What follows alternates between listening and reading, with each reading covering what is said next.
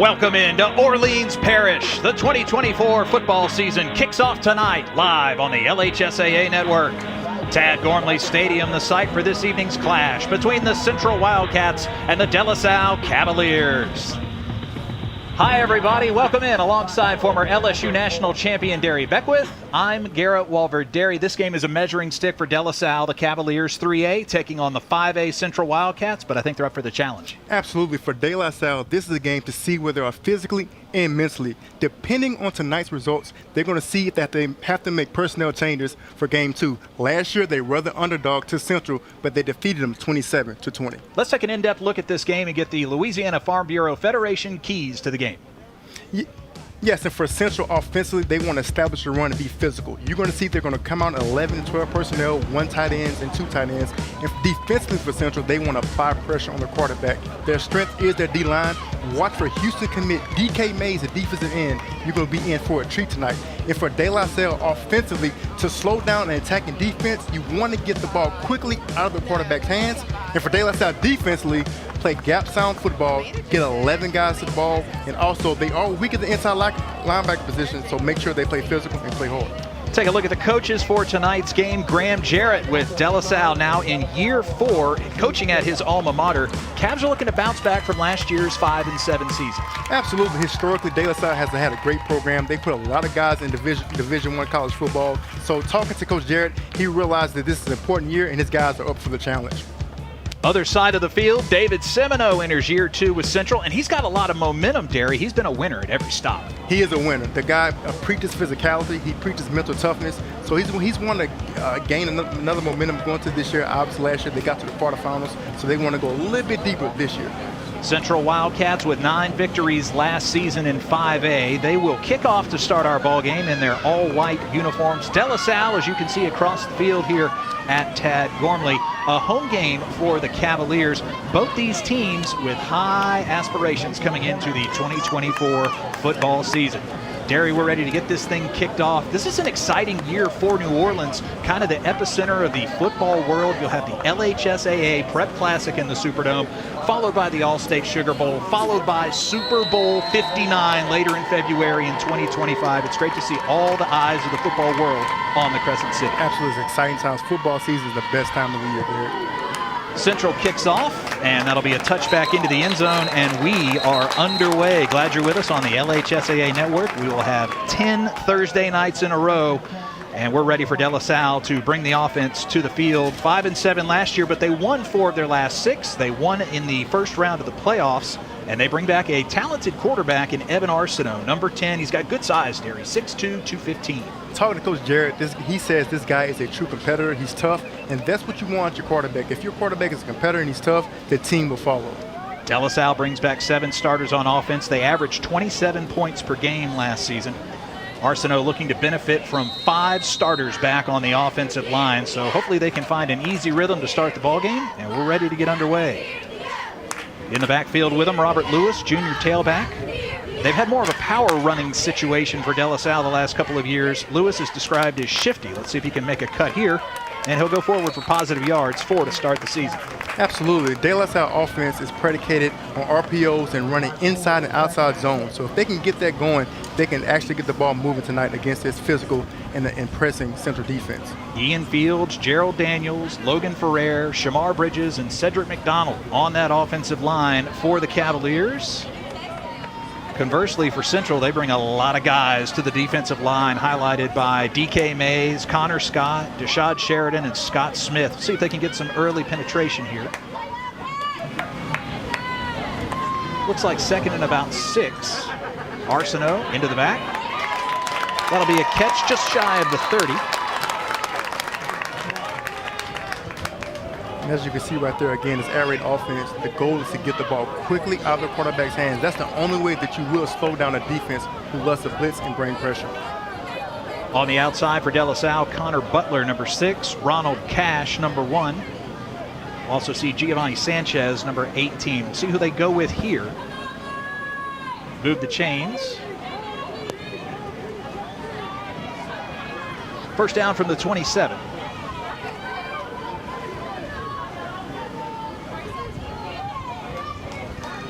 Central just trying to get to the quarterback. Arsenault hands this one off. Again, Lewis powering forward, just shy of the 30.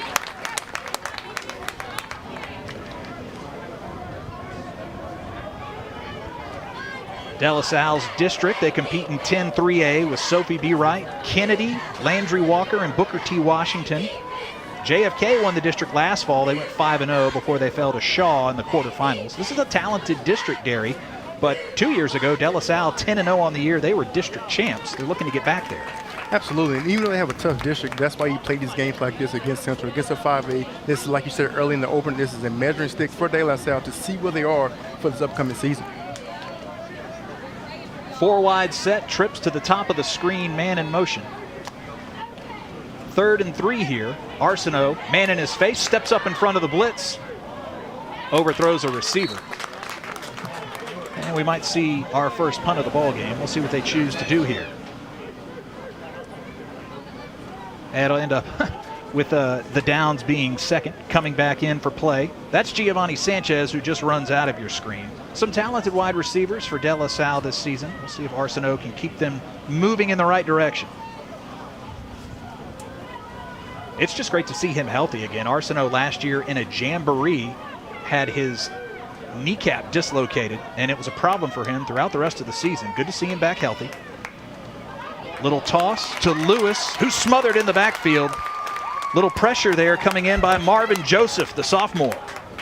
And again, talking to Coach David Semino, Marvin Joseph is another SEC talent. This defense is filled with guys who can play at the next level. And so you're going to see a lot of Marvin Joseph tonight. They're going to move him around and put him in positions to get one-on-one matchups with the running back as well.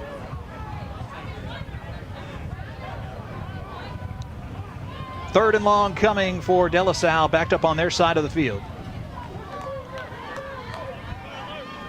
Looks like 5 down linemen in the box. Arsenault drops back, quick pass, overthrows his receiver and nearly picked off over by the far hash. So some good defensive pressure, gets that pass away a little too quick. And absolutely, a team like De La Salle, Central wants to get them in 3rd and long because they're not a down-the-field passing team. And so right there, they crowd the line of scrimmage to confuse the quarterback. They only rush a certain amount, blitz one, drop the others. So great defensive call by Central to get off the field.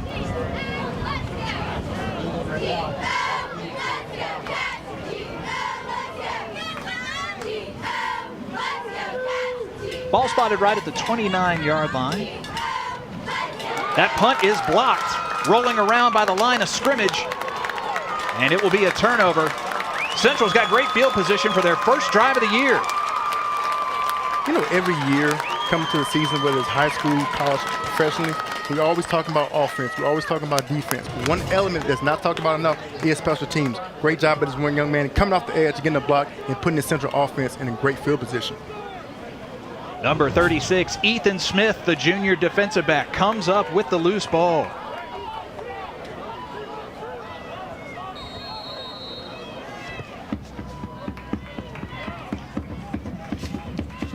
Terry, there was some news out of Baton Rouge last night. Unfortunately, a car wreck that affected the Central football team might affect the starting lineup in today's ball game. Coach Semino said that he's going to make a statement about it after the game. We might see more of a Wildcat offense for Central. Here's a pretty good run on their first play of the season inside the red zone. And again, when you do have injuries and you have guys out and starters out, you have to kind of adjust on the fly. You have to adjust in game time decisions. So obviously, like you said, you're going to see a lot of Wildcat tonight. But again, Central is not going to get away from their identity. They're still going to run the football with those two tight end sets or one tight end set. It is a first down run, but the officials are conferring right around the 15-yard line.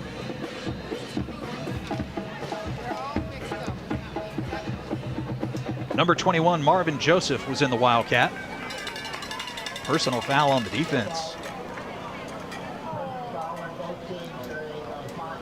So the ball will stay at the 9-yard line. First down coming for Central. This is a great opportunity for them to kind of punch the ball in early. You mentioned it last year. They lost at home to De La Salle 27-20. I think they're definitely licking their chops this year. Obviously, they were the favorite last year, so I think they want to get revenge this year and realize that, look, we are a team to be dealt with. So I think they're going to come out trying to impose their will and run the ball physically down this De La Salle defense. Marvin Joseph just made a tackle on defense. Now he's your quarterback, the sophomore keeps it, makes a run over the left side, and loses a yard or two. Starting quarterback for Central before last night was Jackson Furman, a senior who's committed to Nichols. I believe I saw him down on the sidelines. Number 3 does not have a helmet on, and he does have his left arm in a sling right now. So there are a couple of options for Central. One of them is Ja'Cory Platt, sophomore quarterback, but they're going to go with Joseph to start the ball game. Absolutely. For De La Salle's defense, they talked about it in the opening with Coach Jarrett, the inexperienced at linebacker. If you are inexperienced up the middle, the quickest way to stop a running team is get guys moving, stunt your D linemen, get those linebackers in those A gaps to cause pressure and havoc. Joseph has yet to attempt to pass. The center snaps it over his head, picks it up, and all he can do is take a loss of 15 yards back to the 26-yard line. You're going to see some of that tonight, Garrett. Obviously, with the starting quarterback out, you're going to see balls getting snapped, maybe miscues. Timing is not perfect because you got to remember, this guy has not gotten reps all camp. And all of a sudden, the day before, he's thrown into the start lineup. So it's going to be a little difficulty for him. So it's going to take time for them to get the momentum and get their timing on offense. Now we see Ja'Cory Platt, also a sophomore who comes in. Was talking with some families from Central. He saw some time in some jamboree action. But a second-year player for Central will lead the offense here. They're backed up. Now 2nd and 21. Loses the ball, and it's recovered by De La Salle. Still fighting for it underneath the pile, but I saw a maroon jersey fall on that ball. Huge play by number 4, Roniel Elzy. Right here, Ja'Cory Platt probably holding the football a little bit too long. They get pressure off the edge. Again, De La Salle defense, when you want to apply pressure, especially with an inexperienced quarterback, they're able to force a turnover and get this ball back into De La Salle's offense. I think that was Jaden Pollard who knocked it away. Nice job by the defense for De La Salle to stand up tall, keep it scoreless even after they turn the ball over. Another opportunity for Arsenault and the Cavaliers.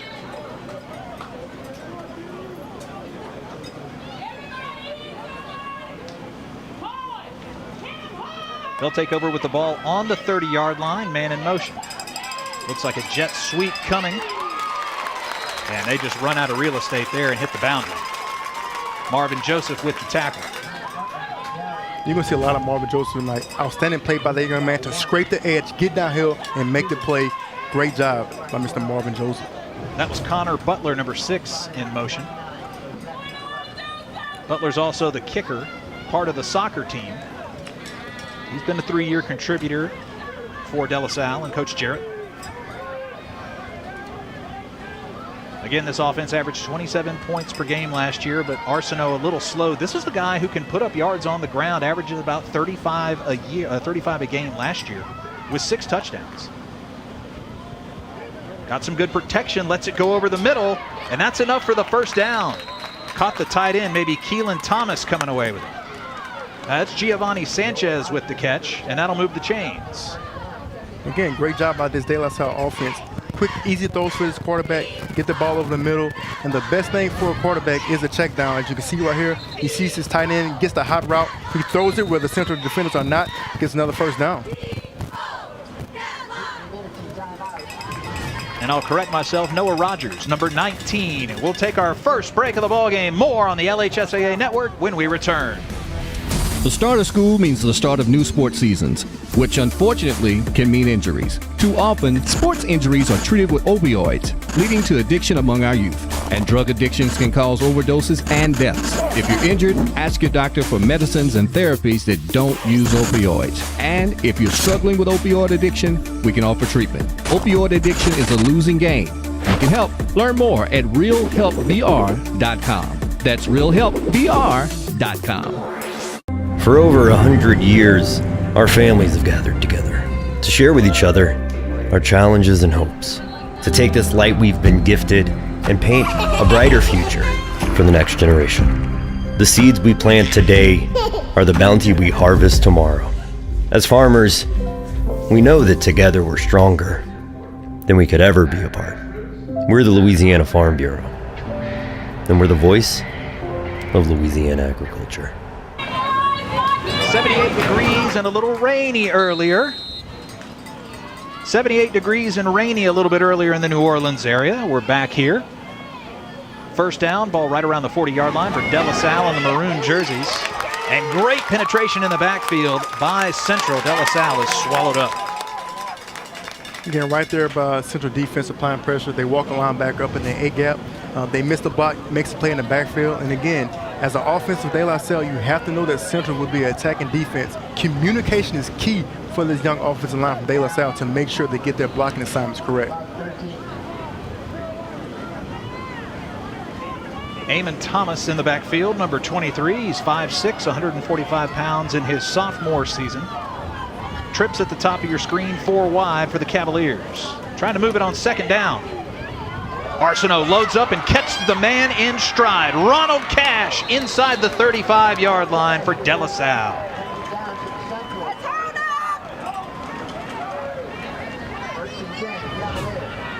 Great job right here. You call that flood the zone. You have trips to the right. They get a post route right there in that defense. Finds the open man and gets another first down for the De La Salle offense. Cash is back in his sophomore season. He has the most catches of any returning wide receiver for De La Salle. His first of the year goes for 30 yards. Arsenault looking to the sideline. He's a 3-year starter for the Cavs. Trying to get the signs in a little quicker.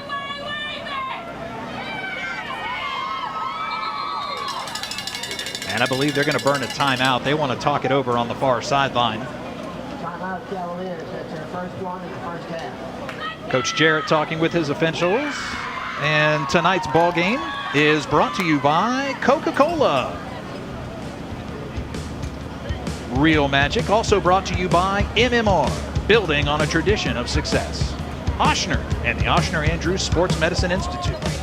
And by Louisiana Farm Bureau Federation, the voice of Louisiana agriculture.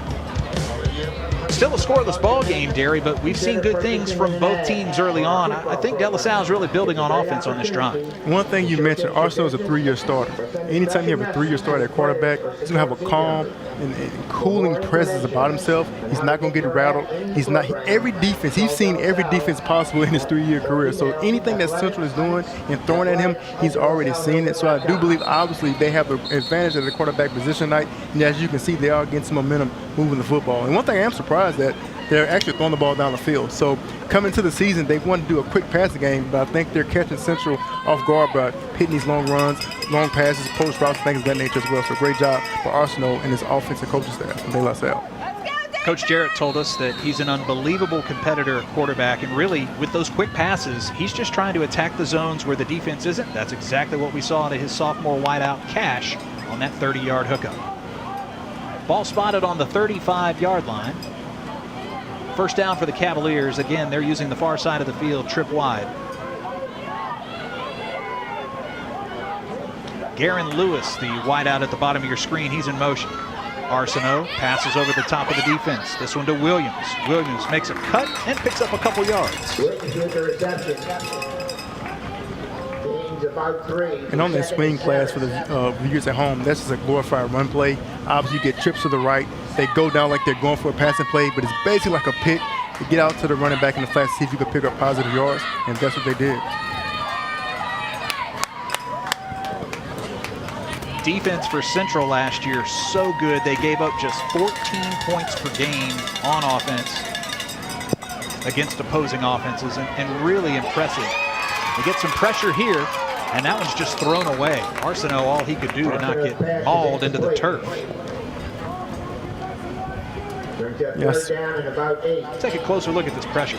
So what De La Salle is trying to do, they're spreading them out, either running draws. Right here, they do a screen pass. Great job by the Central defense. DK Mays that we talk about in the open is stiffing that screen out, because that's very difficult.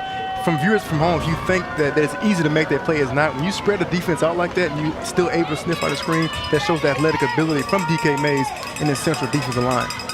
When Mays at 6'5", 260 comes in and fills that gap, I'm sorry, I'm getting out the way. There's You not got to much make a you can business do. decision. Got to make a business decision. Lewis in the backfield. Delayed handoff to him. He's got a first down and more. Lewis with the nice run. Up to the red zone. And another first down for De La Salle on this drive. Again, De La Salle offense, they're spreading Central out. When you spread Central out, guess what? You move people outside the box, which creates running lanes, and you can do draws, screens, things of that nature, delayed handoffs. So De La Salle's doing a great job of scheming the Central defense. It's a Wildcat. It's like 22-yard line. 4 wide set. Lewis in the backfield with Arsenault. First down and maybe a shot at the end zone coming. Pump fakes. Avoids the rush. Makes another cut. He's inside the 20 and picks up 3 valuable yards. Made something out of nothing. Absolutely. Also, again, tough competitor, tough kid. Obviously, Central is still bringing pressure, but De La Salle is still doing a great job. I see what they're trying to do. He wanted to hit that swing pass in the flat. It was a screen that set up. Great job by not throwing it. Smart decision, and still picked up positive yards from Arsenault. De La Salle right now obviously thinking touchdown, but they're in good position if they'd like to attempt a field goal and get backed up after a couple of downs. Williams in the backfield again as the back. He's already caught 1 pass, run the ball as well. Arsenault almost has that one picked off, eyeballed the receiver, and a play in the passing lane almost comes away with the turnover. Arsenault's pass incomplete. I think that was Manny Williams, the senior defensive back. Good job by Manny Williams buzzing the flat, getting his eyes from the quarterback to the receiver, and making a play on the football. Got a work on his hands. Look, I play linebacker as well. I couldn't catch a cold, so I can't talk too much either. But great play about Manny Williams. Now 3rd and 5. Thinks better of the handoff, holds it, and a tackle for loss. Great play on defense for Central. Guess who? Manny Williams gets home. Right there, Anthony Camp is saying, I'm getting tired of them spreading us out. So what they do, they blitz the linebacker in the A-gap to prevent any delayed handoffs. Great job by that Central defense. 4th down coming up, and we don't see the kicking team. Looks like Arsenault and the Cavaliers going to try and convert the first down. You're near the far right hash. Got a little room to your left if you choose to use it. We'll see what kind of routes they run with these trip wides at the bottom of your screen. 4th and 5. Arsenault sees a lot of white jerseys coming his way, and he's sacked. DK Mays led the charge, and so did Manny Williams. Manny Williams made 3 straight plays. That time, Central defense, they bring both linebackers to the A-gap to confuse the quarterback. They both drop out. He brings Manny Williams off the edge, confuse the offensive lineman. They didn't know where to slide protection, and they come up with a sack. Great job by Manny Williams and the Central defense. Rainy conditions on the road in their season opener, and that defense for Central is still as good as advertised. Absolutely. I think what Anthony Camp is seeing right now is that De La Salle is trying to spread them out. So if you want to spread me out, I'm going to spread you thin by bringing pressure, and that's what they're doing.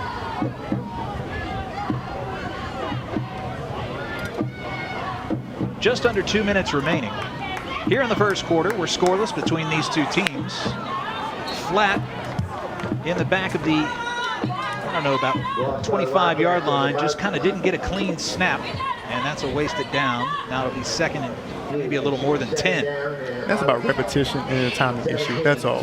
Once they get the repetition and timing issue down, I think they'll be fine. That's the key thing from a center to a quarterback. Get the snap, and obviously they don't have a lot of reps, but eventually I think as the game goes along, they'll get it together. We saw Marvin Joseph start off the ball game as kind of a wildcat quarterback. Now the backup, Ja'Cory Platt, is in, looking to move the offense. He's got a man in the backfield with him, but they've got 4 wide. That's 85, Jaden Garnett, a sophomore fullback. They'll hand the ball off this time to 25, Deshad Sheridan.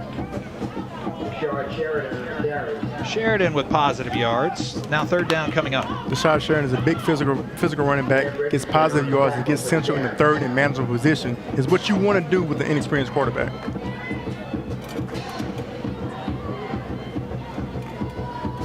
Central's lead wideouts going into the season were Kylan Thomas, Keith and Womack, and Hayes Mathern. All of them upperclassmen. That's Mathern in motion. Platt down the field, caught, 1st down near midfield.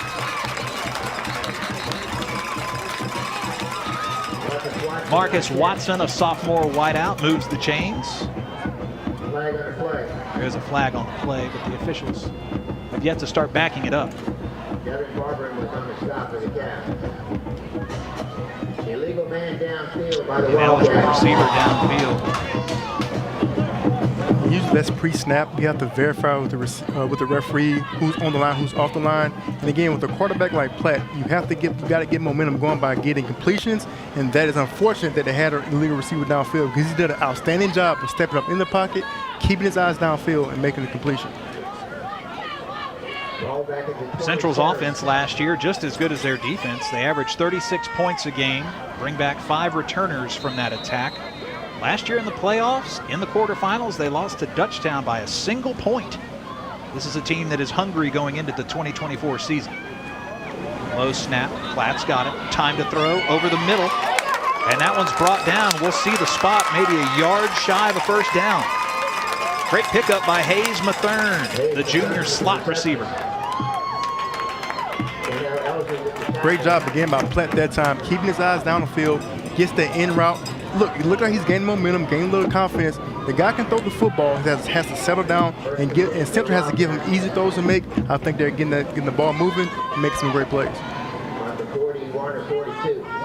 The defense for De La Salle, led by Jaden Ellie, Jaden Pollard, Jackson Purdue. See if they can get a little pressure here. Whistles blow. And that is the little break here as we come to a close at the first quarter, still scoreless. Second quarter action, we return to the game of the week, the LHSAA network here at Tad Morning. Provide the full-time athletic training for our school.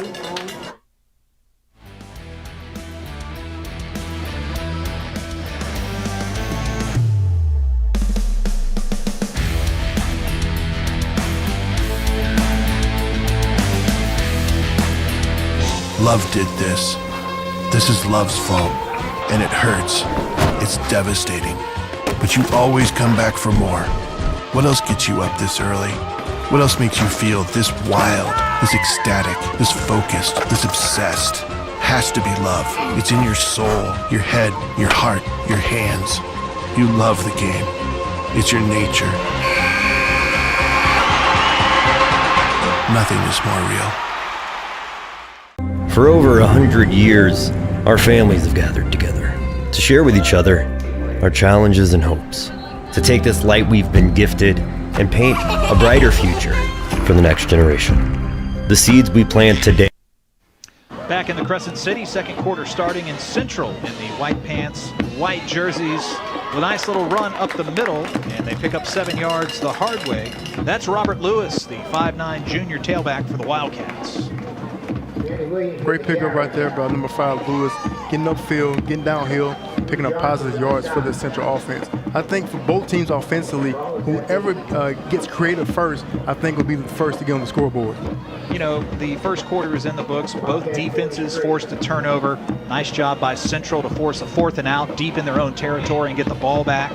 They're just trying to move the ball forward here, headed up towards midfield on a run.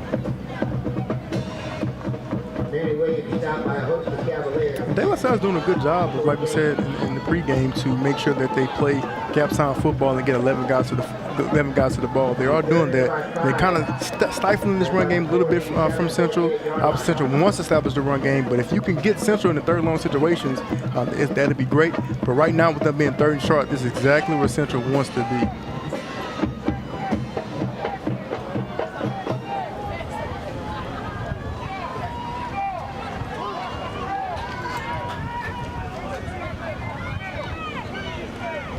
Snap on 3rd and 5, whistles blow.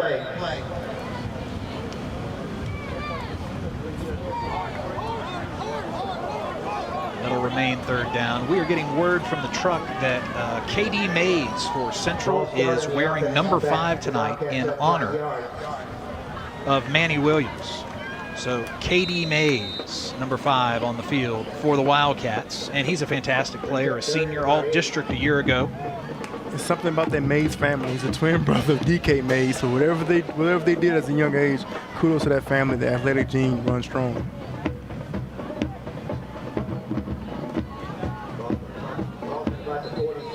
The line to gain is the 49 on the De La Salle side of the field, and time in called.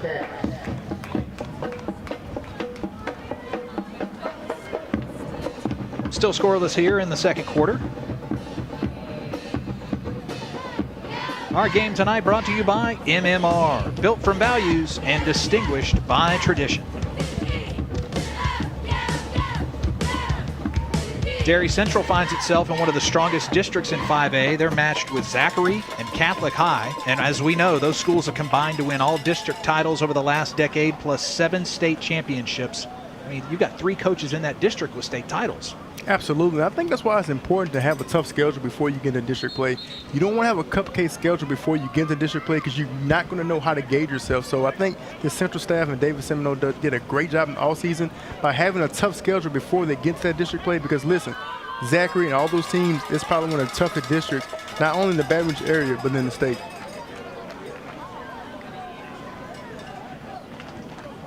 Again, looks to be about 3rd and 8, 3rd and long coming up for Central. Ja'Cory Platt has that one hop to him, looking down the field, has to avoid some pressure. Gets away from one defender, but not 2. Great pressure there by De La Salle on 3rd down. Great job by De La Salle that time. Looks like Central came out with another quarterback. I guess they're trying to get guys different reps. But a lot of times when you give guys different reps on offense, it can kind of mess up momentum. But again, De La Salle took advantage of that, got the pressure, and it looks like they can get off the field. You have a flag on the play, see what happens. Number 10 for Central is one of their wide receivers and punt returners, Stephen Rennell. So Rennell in at quarterback for the moment.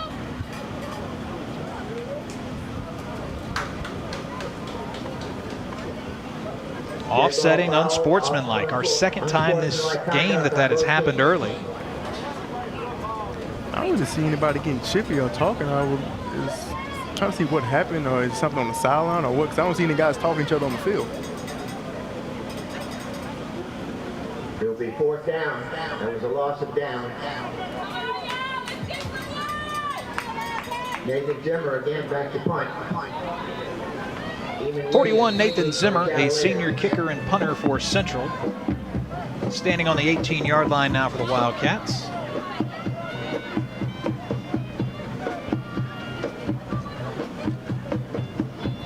He gets this one off.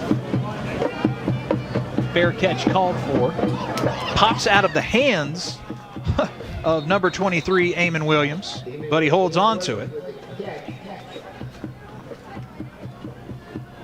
Hey, for the first time ever, the LHSAA Network brings you a 1-hour football highlight show that covers the entire state of Louisiana, from Bossier to the Bayou. Friday night in the booth, we'll have it all. Make sure you're watching each Friday night this fall, starting at 11 p.m.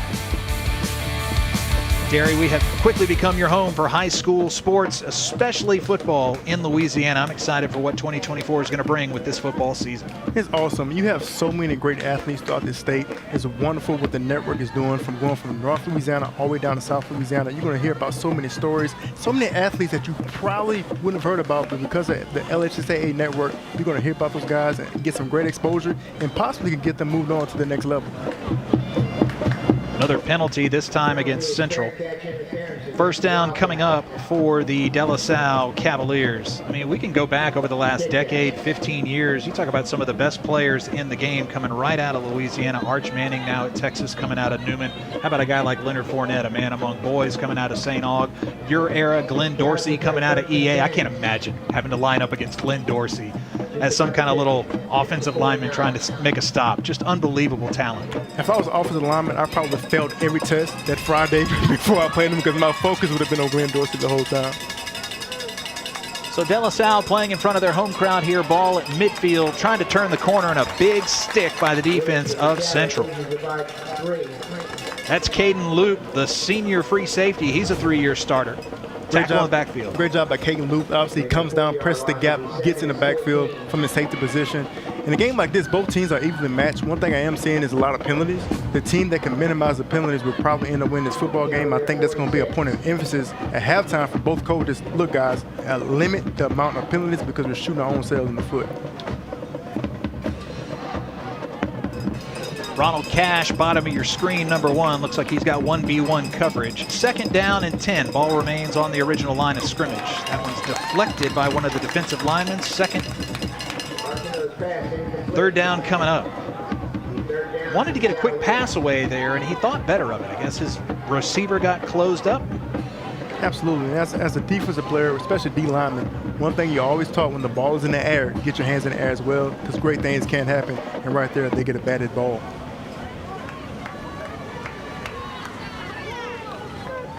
Third down coming, 10 to go. Williams in the backfield with Arsenault.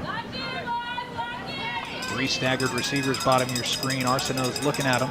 Little screen pass and a tackle for loss. Another big stop by Central's defense. Huge play by Camden Rankin, the sophomore. Great job by the Central defense of sniffing out that screen pass. Again, De La Salle's trying to spread them out, get those guys outside the box. But great play by that young man, sniffing out and making a play and get a turnover down for the Central defense. From their 43.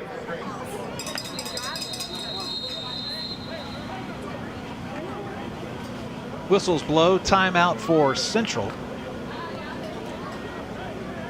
8:40 remaining here in the first half. We'll be back with more on the other side of this break.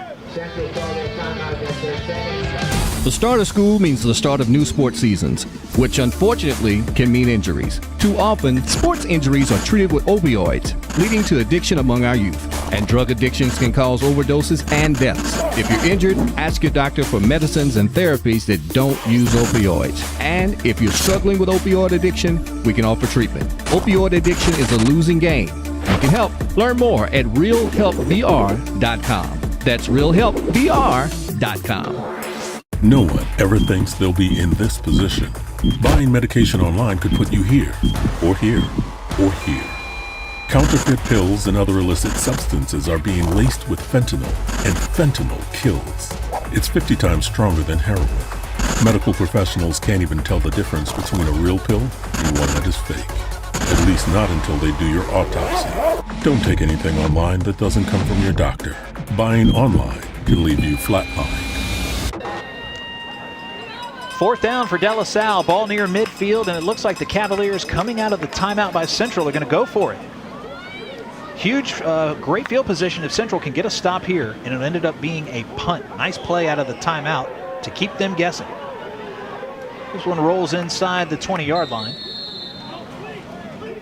Try to see if they can get Central to jump off sides, but obviously they moved to the pooch punt. If they'd have went for it, that wouldn't have been a smart decision, especially on your plus side of the field.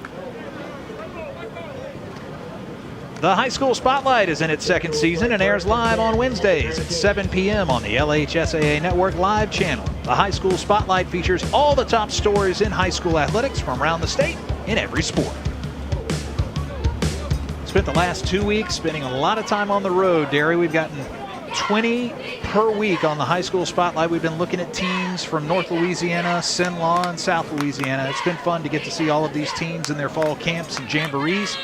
And the season is finally underway. How many miles are you guys putting on the trailer?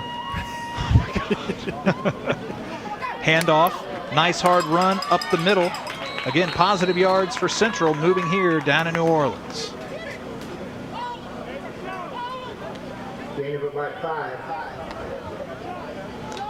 Great job that time by Central for picking up positive yards. And I think right now you don't want to switch quarterbacks.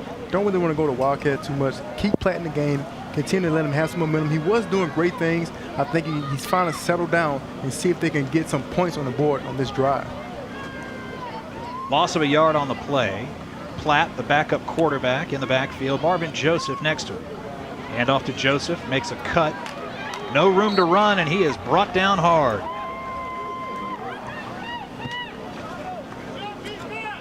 Ronald Crawford and others on the stops. Ronald Crawford, a freshman lineman. Good Lord, a freshman. Brings down the big running back. Coach gives him a little love on the sideline. Kids have a bright future. Anytime you're a freshman, you start at this level, that shows the potential that number 98 has. Now 3rd and 6 coming up for the Cavaliers. Platt looking to the sidelines. Got a little protection in the backfield. That's Jaden Garnett, a sophomore, 85. See if he can pick up a block. They'll load up and go all the way down the field. This ball intended for Womack, and a flag flies.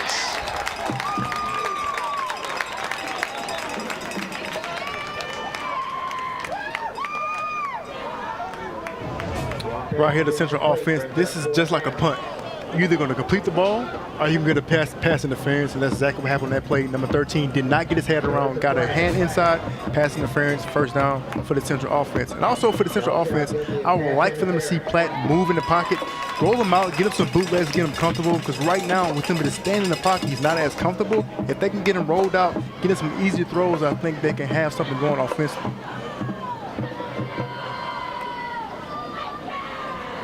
So a first down after the penalty.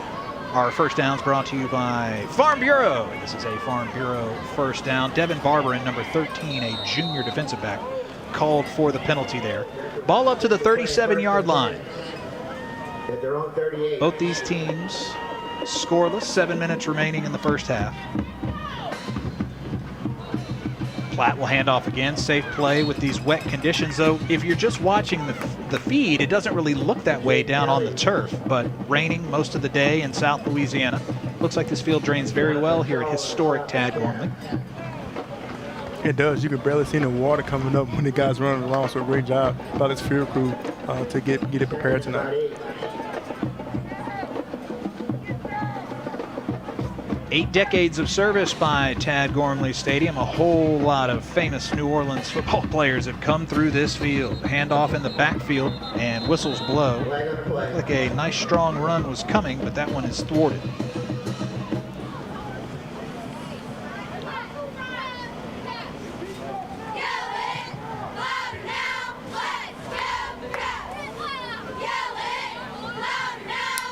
Ball still at Central, pushing back 5.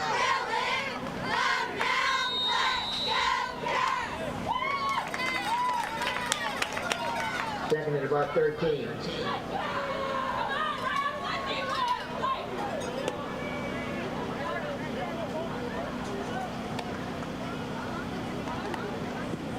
Second down and the handoff. And plowing ahead for positive yards for Central.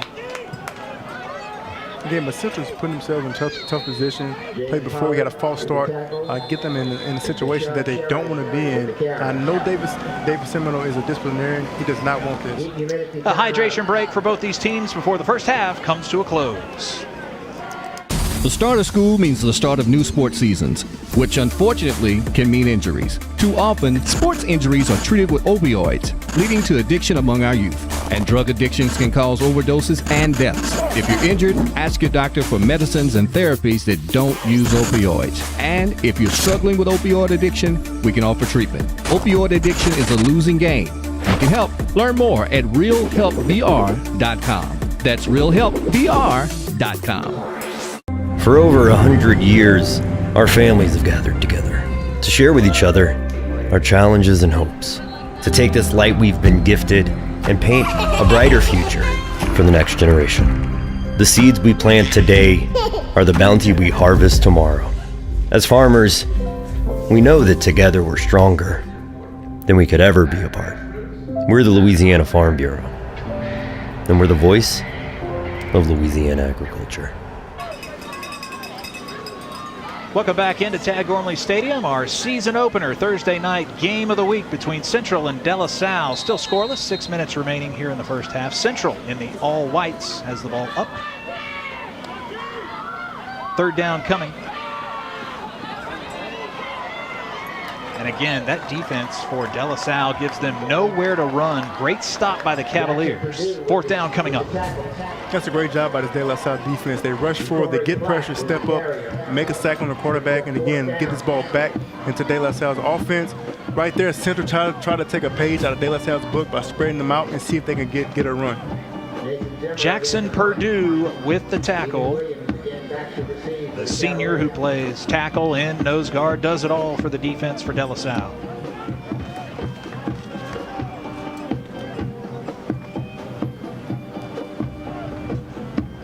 Nathan Zimmer back to punt for the third time today. Gets this one away. Should be playable for Williams. Williams makes the catch and will have his momentum stopped. Dangerous play by Williams.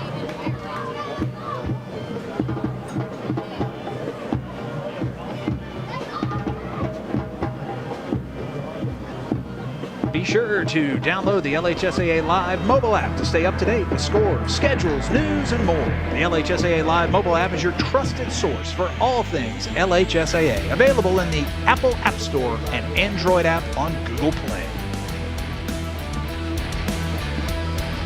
Big season on tap for LHSAA football. We're glad you're with us. Trotting back out there is Central. Defense trying to slow down Evan Arsenault and the De La Salle Cavaliers. Arsenault back out with Robert Lewis in the backfield with him. From the 20-yard line, here's a first down run up the middle by Lewis. Makes it look pretty easy picking up 5 yards that way. Absolutely. Look, the best thing when you're running offense or you try to get the ball in the quarterback's hands, 3 yards in a cloud of dust, it's always good to pick up positive yards. But at some point, De La Salle needs to throw the ball down the field to see if someone, one of these receivers, can make a play. And we've been talking with some fans that let us know that a couple of guys tonight for Central are wearing different jerseys, and they are honoring their teammates who were in a car wreck yesterday in the Central area. Jake Jarrow, the linebacker, is wearing number 4, and the cornerback, Blazin Stokin, is wearing number 3. Arsenault seeing some pressure. These quick little passes have been effective for him, but that one's just a little short of the mark, intended for cash. And right there, the offense, De La Salle, they had doubles to the right, had stacked receivers. You run something called like a scissor route to see if you get a pick play. Obviously, he missed the receiver. He had him open, but just a missed throw for Arsenault on that play. A lot of pressure by Central, just kind of collapsing that line and coming for Arsenault. They've gotten some great pressure here in the first half. So third down coming and a long 5 for De La Salle. 6 men in the box. Here comes some pressure. That one headed out for the flats, and Arsenault again with a man in his face. That'll prompt fourth down coming up and likely a punt.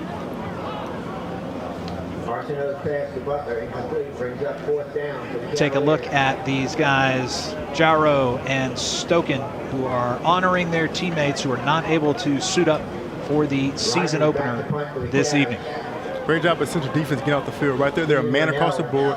They bring pressure. And for De La Salle, when you see man across the board, you know they're going to bring 1 or 2 guys. They have to hit their hot routes and do a better job of picking up some yards.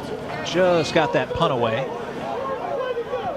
So bounce at midfield and take a De La Salle roll. Central will not bother to field it. Our game tonight is brought to you by Coca-Cola, Real Magic. By NLR, building on a tradition of success. By Oshner and the Oshner Andrews Sports Medicine Institute. By the Louisiana Farm Bureau Federation, the voice of Louisiana agriculture. Derry and I just getting settled in here at Tad Gormley. You see David Semino now in year 2 at Central after leading the Catholic Bears to the 2021 state championship. And of course, there's Graham Jarrett and his squad. Central will head back out onto the field and try and generate a little offense here in the final 5 minutes of the first half. Absolutely. They have to do something creative, whether it's a trick play or something to get the spark on offense, because right now both offenses are kind of stagnant. They're moving the ball periodically, but they're not getting a consistency from either offense. 3 wide at the bottom of your screen. Escaping out of the backfield and making a cut is Katie Mays. Mays still up at the 20. Finally brought down inside the 15-yard line. But there goes the spark on offense. There you go. Katie Mays bouncing outside, making a great run. And brought back by a penalty. It will remain first down, but that is tough for Central. Let me tell you something. This is going to drive David Semino nuts. Great run again by Katie Mays. Great spin, gets up the field, holding the call by number 14. But David Semino, again, prides himself on playing clean football. This is a guy who played under Coach Kenny Gia for 4 years. So he's going to be foaming at the mouth at halftime to make sure his guys gets this corrected. Captain of the defense, Mays tonight making his name known on offense, but that one is nullified. Yeah, I wasn't skilled enough to play running back, but I always wondered as a running back, when you break off an 80-yard run or score a touchdown, and you see a holding play, is it just demoralizing for the runner? I can only imagine. I'm headed for triple digits, and then it's wiped away. Absolutely. Marvin Joseph remains in the backfield alongside the backup quarterback, Ja'Cory Platt. Platt calling for it on first down. Here comes more pressure. This time he loads up, goes down the field, and throws it over the intended receiver. And right there for Central, they're really not trying to complete a pass. They're trying to see if they get a pass interference and get all those yards back. Stephen Rennell, the intended target there. Again, Platt is filling in for Jackson Furman. Not able to play in tonight's ball game. And I think Coach Semino said he's going to make a statement after the ball game about the accident. So we won't try and assume too much, but tough not to see their senior starter here in the season opener. Platt calls for it on second down. Joseph trying to turn the corner, and he's smothered in the backfield. They'll finally bring him down. Johnson with the stop. Marvin Joseph with the carry. Great pursuit of that time by the De La Salle defense, getting 11 hands to the ball. It's also easier for the defense when you have a low snap. It gives enough time to get off blocks and get to the ball. Senior defensive back Drew Johnson with the tackle there. Third and very long coming up now for Central. I expect something like a screen pass, a bubble screen, quarterback draw, running back draw to see if they can kind of get some positive yards.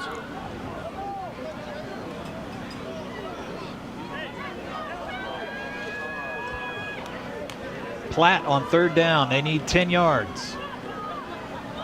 Pressure with 3 men. Goes into the flat. That one's picked up by Womack. Womack makes a shimmy and gets it up the field for a first down. Womack with the reception. About 2:45 remaining here in our first half, Derek. Absolutely. Look, they pick up positive yards, and I understand that you want to play field position, but both offenses are inept right now, and somebody has to take a chance. Somebody has to take a risk. If I'm Central, I'm going for it to see if you can get it on fourth and short. Clock continues to run. Ball up to the 41-yard line now. And actually, it'll be a fake play. It was intended for a punt, trying to pick up some positive yardage. This one's thrown away, and that's about as good as a punt. Ball will be on the 50-yard line for De La Salle. So better field position than they expected after that punt attempt. Here's a closer look. Right here, they try to do the fake punt, but obviously De La Salle does a great job to get penetration and makes a stop. I guess Central would love to have that back. I guess they did hear me. Somebody did take a risk, but at that time they didn't make a great job by the special teams from De La Salle to making sure they don't pick up that first down. Malik Cornelius, the junior for De La Salle, knocked that ball free. And now they got a little time left and a timeout. Let's see what they can do here with the ball on the 45-yard line of Central. Defense for the Wildcats really needs to stiffen here and keep it scoreless going into the break. I think on this first play, De La Salle needs to take a deep shot down the field to see if they can get a catch, get a pass interference, get something going offensively for them. Number 1, Ronald Cash at the bottom of your screen. Arsenault looking to the sideline. Williams in the backfield with him. All 5 offensive linemen for De La Salle had starting experience. They're back from last year. Here's the handoff to Williams. Makes a cut just shy of the 40-yard line.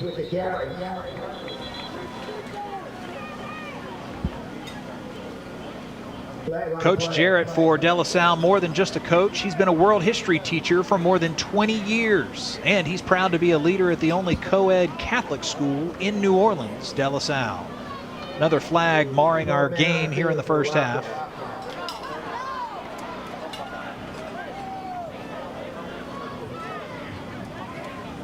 Waiting for the official to walk this one off. Another penalty again from Central. And De La Salle has to take advantage of this opportunity to do something, to make something happen. Obviously, they're getting in great field position. At some point, someone has to do something creative and make a play for this De La Salle offense. Ball's on the 39-yard line. Clock's running. First down coming. Another stoppage in play as we're heading towards intermission. The officials will confer right around the 39. For De La Salle, competing at the 3A level, this will be huge for them to secure back-to-back wins against 5A Central. They won the season opener last year at their place. Now Central returning the favor. Ball moved to the 40, and we are ready to get underway. First down with under 2 minutes remaining. Williams with the handoff. He's got a block downfield. He's inside the 30, still on his feet, and driven out on the near sideline. That's a great run by the 5'6" sophomore. Great job by number 23 getting on outside. Obviously, they pull the guard in the tackle. He gets around the edge. And let me tell you something. A running back that size, it's hard to see him behind those big offensive linemen. That is a Farm Bureau first down. Derry, the ball's up to about the 23-yard line. What do we do here? Is this Take a shot in the end zone. Go to the end zone with maybe a little fade route. They hand off to Williams, and he's smothered in the backfield. Katie Mays with the tackle for Central. Clock will continue to run. And again, when you do that, you're playing right into Central's hands. Obviously, they're blitzing, bringing Katie Mays off the edge. You're playing right into the hands. Take a deep shot down the field to the end zone and see if you can make something happen.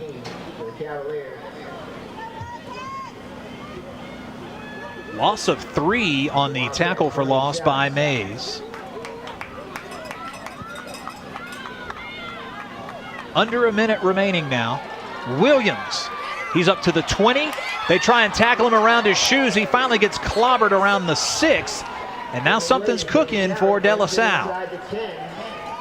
Right there, De La Salle caught Central's defense not set up, not prepared. They get the toss outside. He gets a field, gets a great run, puts his shoulder down, takes great contact, and looks like hopefully they get in a good position to punch his thing in. Marvin Joseph with the hard tackle there. Good to see that Williams was able to pop up after that. Both teams will head to their respective sides of the field. You know, Jarrett played at De La Salle with Marquise Hill, who later won a national title at LSU under Nick Saban and a Super Bowl in New England with Bill Belichick. If you remember Hill, he was a fearsome defender who passed away much too early in 2007, but it was fun going down memory lane with Coach Jarrett earlier this week. Absolutely, and we talked about it earlier, the historic program that De La Salle had. They put out so many guys in the D1 level, in the NFL level. I can remember as a junior high school watching that national championship team from LSU and how that defense was just a vaunted defense with Marquise Hill and Marcus Spears. And you had Lionel Turner, Corey Repson, Travis Daniels, Lorana Landry as a true freshman. It just goes, the list goes on and on. And obviously those guys put people in a position like myself to dream big and want to play for LSU. And I think that's what they can continue to do. And obviously with this network and getting exposure to these young student athletes, dream big. You never know what may happen. Put forth a great effort. And look, one day maybe you could be playing on Saturdays, whether it's LSU, another school, it doesn't matter. If you have an opportunity to play college football, it's definitely a dream come true and a huge accomplishment. 100%. If you can get somebody else to pay for your schooling, absolutely do it. Great opportunity for Arsenault. I think they're going to run protect here. 41 seconds up on our game clock. Here's the handoff, a cut inside the 5, but he'll be stonewalled by Central's defense. Robert Lewis tried to power it forward. Guess who? Katie Mays in the middle of that melee. Katie Mays is having a heck of a game right there. De La Salle comes out in a heavy package, 2 big fullbacks, but Katie Mays does a great job of getting the backfield. Clock is ticking, 16 seconds remaining in the first half. Here's Williams again. Maybe they're just getting it set up for a field goal. Whistles blow, the ball is squarely in between the 2 hashes.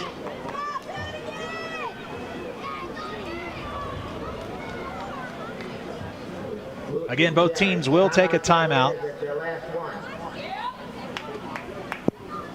Very conservative on the last 2 plays there, Derry. Now, both teams do have a turnover to this point, but tough to see, no shots at the end zone.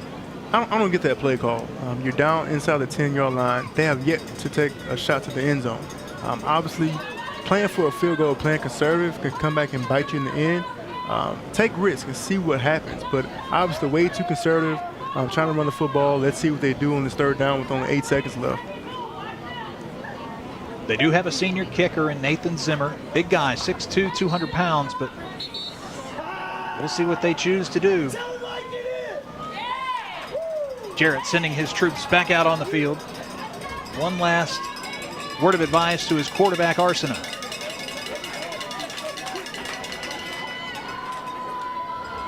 Best case scenario, you throw it to the end zone, you get a touchdown.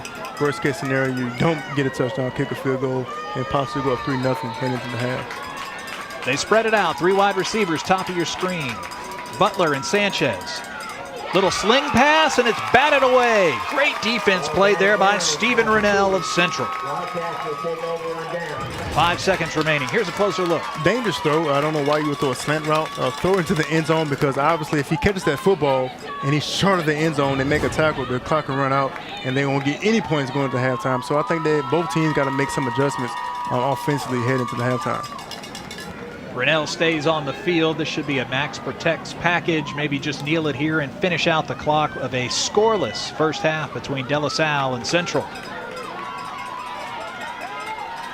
A couple of times tonight, Central's defense has really stood tall, Derry. It's been impressive. Yeah, they've done a great job. Both teams' defense have done an outstanding job of holding these teams to a few points, and hopefully the offense will get together in the second half. Clock runs out, 25-yard field goal, and De La Salle is on the board first. Congratulations to the Cavaliers, who give us 3 points here in our first half of play. First half's in the books. We've got halftime coming up. We'll take a look at the two teams playing in next week's Game of the Week. Don't go anywhere, folks. You're watching the LHSAA Network's Game of the Week here in New Orleans.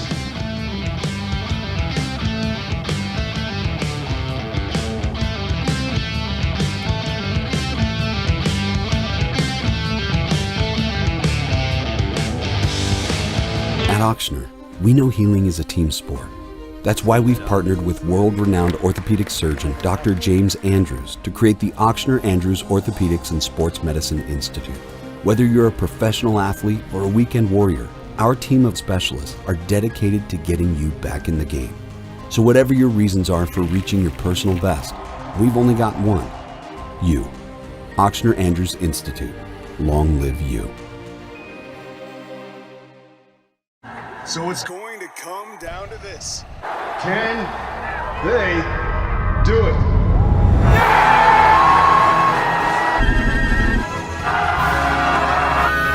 Oh no, they missed it! Wait a minute! There's a flag on the play!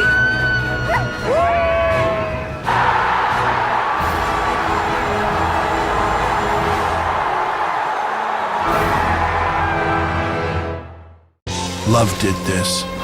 This is love's fault, and it hurts. It's devastating. But you always come back for more. What else gets you up this early?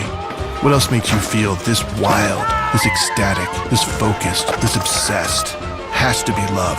It's in your soul, your head, your heart, your hands. You love the game. It's your nature.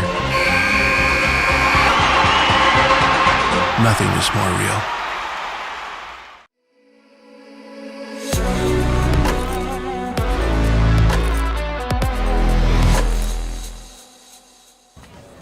Three to nothing De La Salle here at historic Tad Gormley Stadium, the LHSAA Network Game of the Week. Connor Butler with a 25-yard field goal, the only scoring that we saw.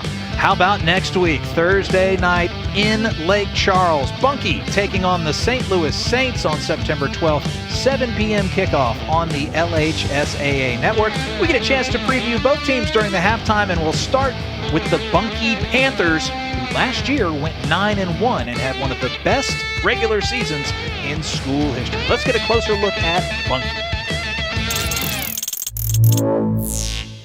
The Bunkie Panthers had one of their best seasons in a couple decades last year, but the mood on the practice field is that this group is not satisfied. It's been good. These guys are hungry. Going off of the season that we had last year, I think that, we accomplished a lot, but, for us, it's still about gaining that respect. We don't want to be the team or the program that people think is just a one-time thing, that wasn't a fluke. So all season's been focused. We didn't end the season the way that we wanted to in that playoff game against Episcopal. Didn't play the way that we felt like we should have played. Came up short in it, and so, that kind of left a bad taste in our mouth.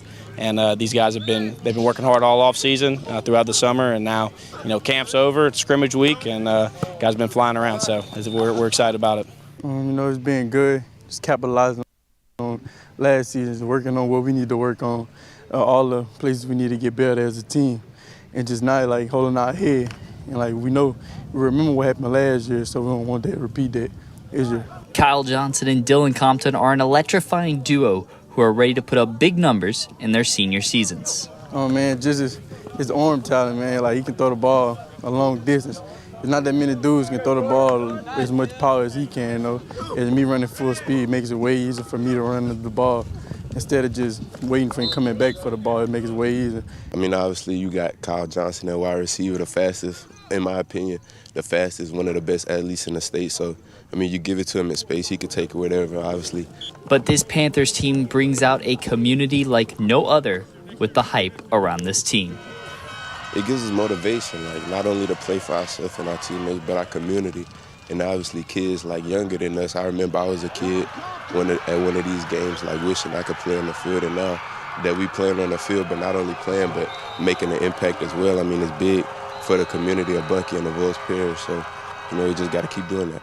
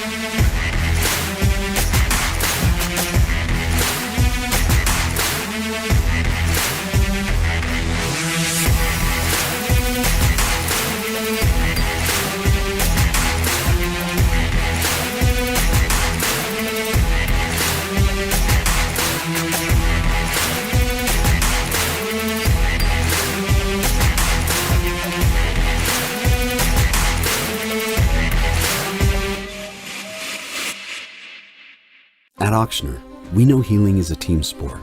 That's why we've partnered with world-renowned orthopedic surgeon Dr. James Andrews to create the Ochsner Andrews Orthopedics and Sports Medicine Institute. Whether you're a professional athlete or a weekend warrior, our team of specialists are dedicated to getting you back in the game. So whatever your reasons are for reaching your personal best, we've only got one: you.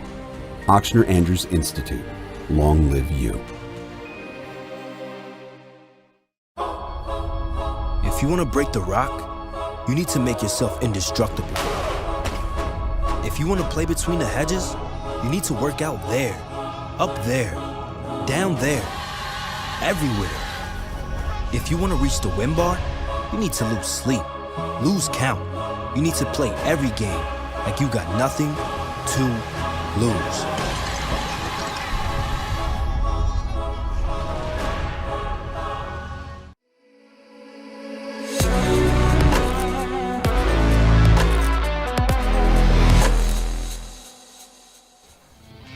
It's halftime here in City Park, Tad Gormley Stadium. The opener between De La Salle and Central, 3-0 Cavaliers over the Wildcats. Hey, for the first time ever, the LHSAA Network brings you a 1-hour football highlight show that covers the entire state of Louisiana. From Bossier to the Bayou, Friday night in the boot. We'll have it all here. Make sure to watch each Friday night this fall, starting at 11 p.m.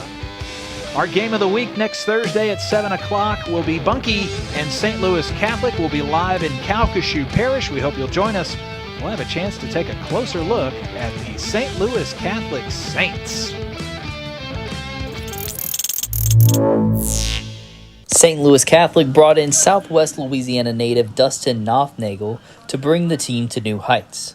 The Saints not only bring in a new coaching staff, but also plenty of first-year starters in varsity positions. Absolutely. It's been a great offseason. I've enjoyed getting to know these guys, players and coaches. The group's really coming together. The school and my vision for what football is aligns, so it was an easy transition into campus. Just looking forward to getting to know these guys even more and getting to work. I think it's been a pretty productive offseason.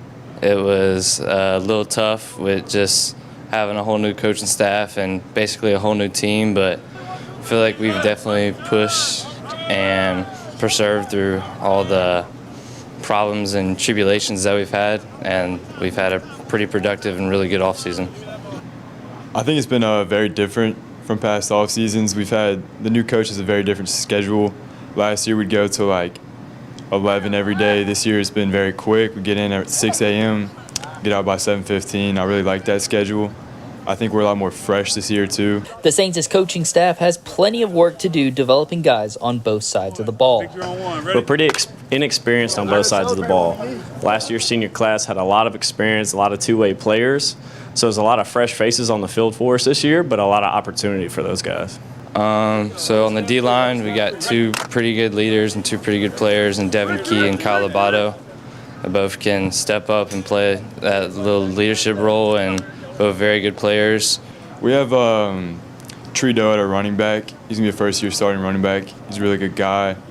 We have Charlie Trappe at fullback. We can use him very well. And we have Grant Habis as a receiver and Clay Williams. They're two receivers. They're pretty good. Yeah, absolutely. For not having a lot of experience, I anticipated a lack of leadership, but it's been quite the opposite. A lot of guys have stepped up because they see the need for the leadership on the team, and coming in as a new coaching staff, having new guys to relate to, they've helped ease the transition, and they've brought the team up.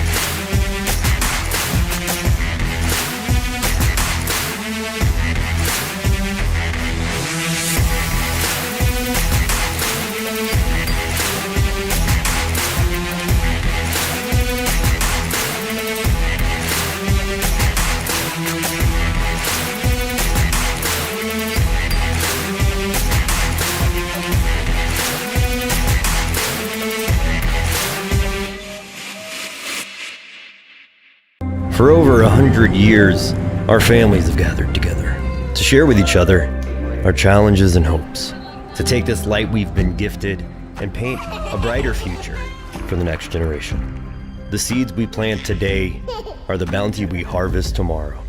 As farmers, we know that together we're stronger than we could ever be apart.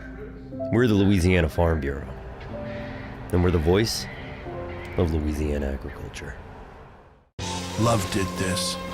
This is love's fault, and it hurts. It's devastating. But you always come back for more. What else gets you up this early? What else makes you feel this wild, this ecstatic, this focused, this obsessed? Has to be love. It's in your soul, your head, your heart, your hands. You love the game. It's your nature. Nothing is more real.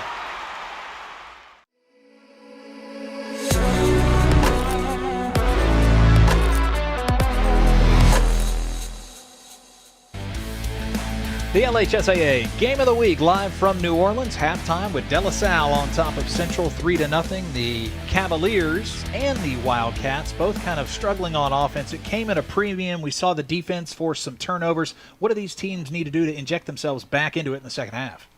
Offensively for both teams, something has to change. They have to do something different coming to the second half. Obviously, both offenses moved the ball periodically, but they came at a stalemate, whether it's a turnover or a penalty. They have to get it going. I think both offensive coordinators have to do something to get creative to get some points on the board.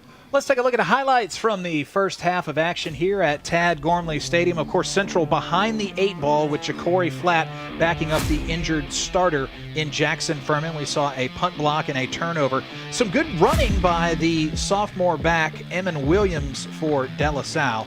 And then Evan Arsenault, the senior quarterback, that handoff there, and it ends up being a tackle for loss. Both teams just trying to get on track with some early passing, too. And look, I understand, obviously, with Central, you don't have your starting quarterback, so that can be detrimental. But obviously, it's the next man up. They have to get something going. Let's take a look. Earlier today, we were able to meet with New Orleans personality Ken Trahan and talk about a valued member of the LHSAA High School Sports Authority who just passed away. We're joined now by New Orleans author, broadcaster, and the founder of CrescentCitySports.com, Ken Trahan. Ken, last month, the loss of Ed Daniels hit all of us so hard, but I think the outpouring of love from his colleagues and sports fans has been wonderful to see. It's been amazing, and obviously I knew him probably better than anybody, but Robin, his wife, having been with him for 52 years, just a special person, aside from his professional exploits and what he was able to accomplish in his career. He's just a great guy. Anybody that spent time with him understood that, but from a standpoint of work, as Steve Schneider would tell you, nobody outworked Ed. He was devoted to his craft in demonstrative fashion, and he did his job as well as anyone could possibly do it. And he garnered the respect of everyone in the process. So they didn't always like the questions, or they didn't even like his commentaries at that time, but they respected him.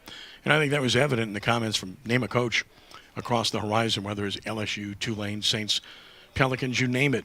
And the very fact that we were blessed to be able to get Gail Benson to medevac him home speaks volumes.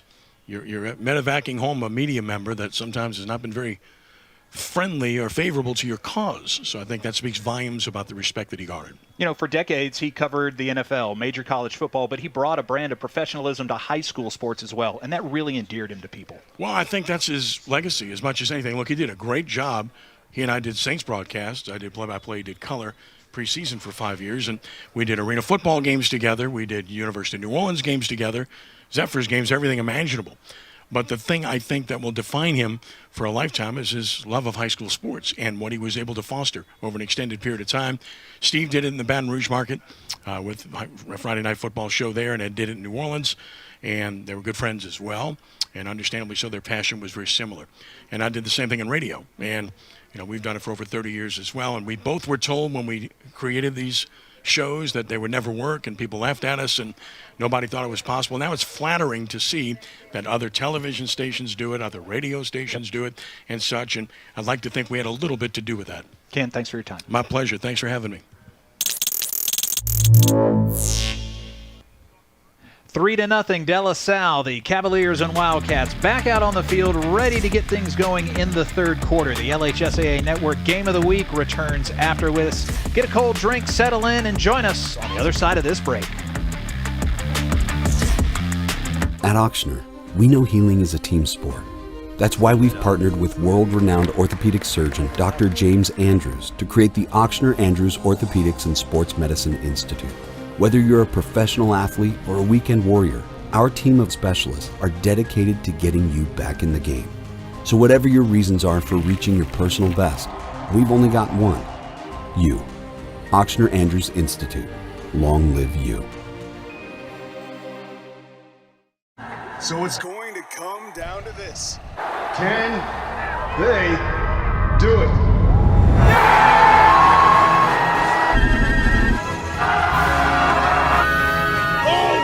They missed it! Wait a minute! There's a flag on the play!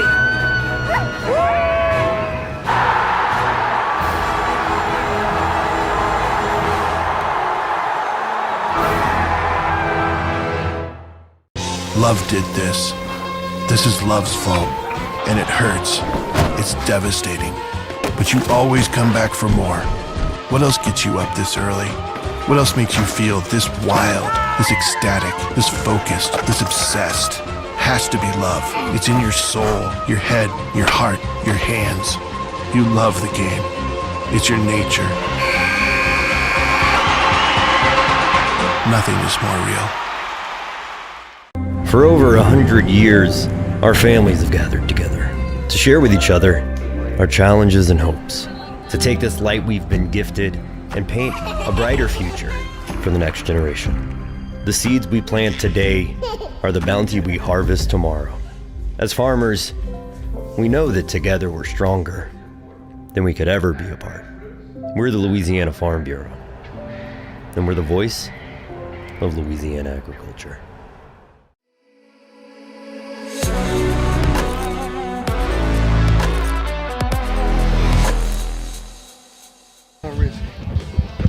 Graham Jarrett and De La Salle back out on the field with a 3-0 lead. And, you know, if you're a fan of the underdog, they're not necessarily a real underdog, but the 3A is on top of the 5A squad right now. And this is obviously a team for De La Salle that had some success last year. They won 4 of their last 6. You know, all 3 seasons under Jarrett, they've won a first-round playoff game. They just haven't been able to take that next step. Absolutely, and talking to him early in this week, they're ready to take the next step. You can see the enthusiasm in his voice. They're ready to move forward and take that next step and possibly compete for a state championship this year. lot of big games in New Orleans tonight, including Lafayette Christian at Rummel. The Raiders were a touchdown away from the Prep Classic last year. Shaw is hosting Edna Carr. Those are two championship coaches, Bryce Brown, Hank Tierney. Oh, Hank. St. Charles Catholic's at Newman, and State Champ Catholic is over at Destrehan. Wildcats haven't lost a regular season home game since 2019. That's amazing. Hank Tierney has been doing it for a long time, hasn't he? Man, he had a title back in '87 with Shaw, and boy, they have just racked up hundreds of wins for his career. A definition of a Hall of Famer. I was born in '87, Garrett. Okay, there you go. Hank Tierney doesn't like hearing that. Sorry, Coach Tierney. You know who always spoke so well of Coach Tierney was Marvin Favorite. He did. Absolutely loved Coach Hank. All right, we're ready to get back underway here at Tad Gormley Stadium, and kicking off will be De La Salle. This one is in the air. And the Wildcats, who are down a starting running back, a starting wide receiver, and their starting quarterback, Furman, will come back out on offense with the ball on the 25. Our game tonight brought to you by Coca-Cola, Real Magic, and by MMR, building on a tradition of success, and by Ochsner and the Ochsner Andrews Sports Medicine Institute, and by Louisiana Farm Bureau Federation, the voice of Louisiana agriculture. Just a field goal by Connor Butler for De La Salle is our scoring in the game. Central comes out tonight, and Derry, we've seen the backup quarterback, a sophomore, Ja'Cory Platt, throw the ball. He's pretty good in the pocket. You would like to see him maybe roll out a little bit, maybe shorten the throws and increase the probability of the catch. Absolutely. You get easy throws and you roll them out in the pocket. He can see the field a whole lot better. 1st and 10 from the 25. Handoff to Marvin Joseph. Makes a cut. He's got positive yards. That one came out late, though. We'll see what the officials call. Did De La Salle just come up with this ball? Joseph looks like he lost the handle on it, and they are celebrating on the De La Salle side. Drew Johnson, the linebacker, says he recovered. If that play stands, that's detrimental for the Central offense. First play of the second half, and it's a fumble. Backed up deep in their own territory, too. De La Salle's ready to take this ball out on the field on offense. It was a penalty on Central. That's about as bad as it can get, Derry. Absolutely. And I know at halftime, David Seminole talked about the turnovers and the penalties, and obviously coming in the first play of the drive, you get a fumble, De La Salle gets the ball, and now they're in scoring territory to see if they can put some more points on the board. They had two defenders hanging on Joseph, and it looked like Johnson came in from the other side and just took the ball away as he was heading for the turf. You are taught that in Pop Warner. When a guy has somebody wrapped up, the next guy comes in and scrapes the ball. Excellent job by the De La Salle defense.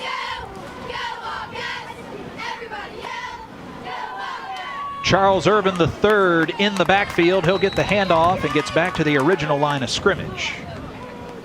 Great tackle by Jaro. He had a lot of room. If he misses that tackle, he's still running, and he's in the back of the end zone.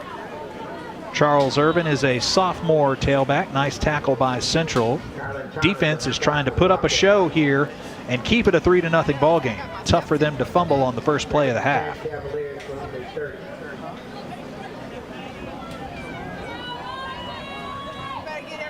Two wide receivers at the bottom of your screen. Arsenault gives them a look. Hands off to Irvin, who's tackled in the backfield, slowed down, and eventually runs into a wall. Penetration there, and the tackle by Keon Coverson.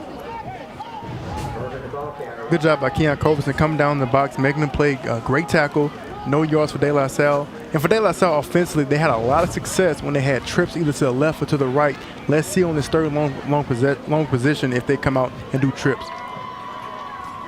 Coverson typically comes in at nickelback, 5'11", 175-pound junior. It'll be 3rd and 10 for the Cavaliers. Again, too wide at the bottom of your screen. Arsenault evades one tackle, back to the line of scrimmage, and he is stood up by Katie Mays. 4th down coming up for the Cavaliers. How good has this Central defense been tonight? Doing a great job with eye discipline. That time, De La Salle tried to do what you call a flood concept. They bring the running back in the flat, 2 receivers. They run a post route and in route to see if they can maybe get their running back in flat. Great eye discipline by the Central defense. And again, obviously, De La Salle in the plus side of the field looks like they're probably going to go for it on 4th down. They need 10 yards, trying to get the ball up to the 20-yard line. Arsenault on 4th down. Faces a rush. Loads up near sideline. Down the field to Cash. Almost intercepted by Central, and a turnover on downs by the Wildcats defense. Great stand by the Wildcat defense and great play on the ball. As a defensive back, it is so difficult when the ball is in the air. The young man does a great job of getting his head around, keeping his body to the sideline, and forcing a turnover down to get this ball back into Central's hand.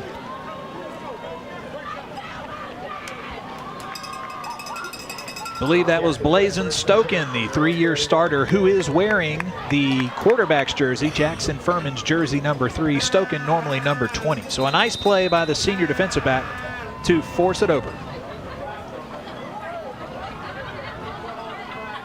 And of course, earlier, Central yesterday had a couple of players in a car wreck, and they are not suited up to play in tonight's ball game. So Stoken, Katie Mays are wearing jerseys of some of the players out tonight. A nice show of teamsmanship. Platt back out as the backup quarterback.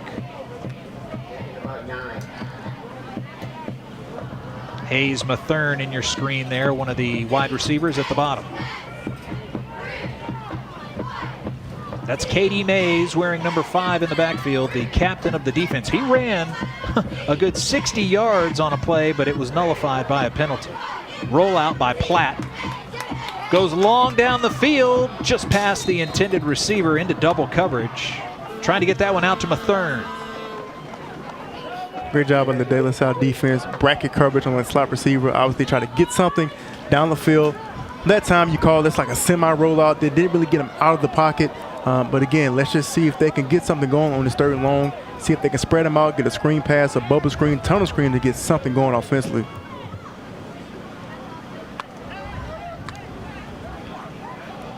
Platt comes up to the line, potentially makes a change. De La Salle's defense tries to get in position to get a stop on 3rd down. Platt's got time to throw. That one just pops out of the hands of the intended target. 4th down coming up. Another 3 and out for the Central offense. Obviously, if he had made the catch, he would have been well short of the 1st down. You're taught to try to get to the sticks. Obviously, that comes with experience from the quarterback. But again, Central cannot get anything going offensively. De La Salle is doing an excellent job of playing with their eyes, playing gap control football, and getting 11 guys to the ball. Number 2, Montez Randall with the breakup. Little pressure on the intent.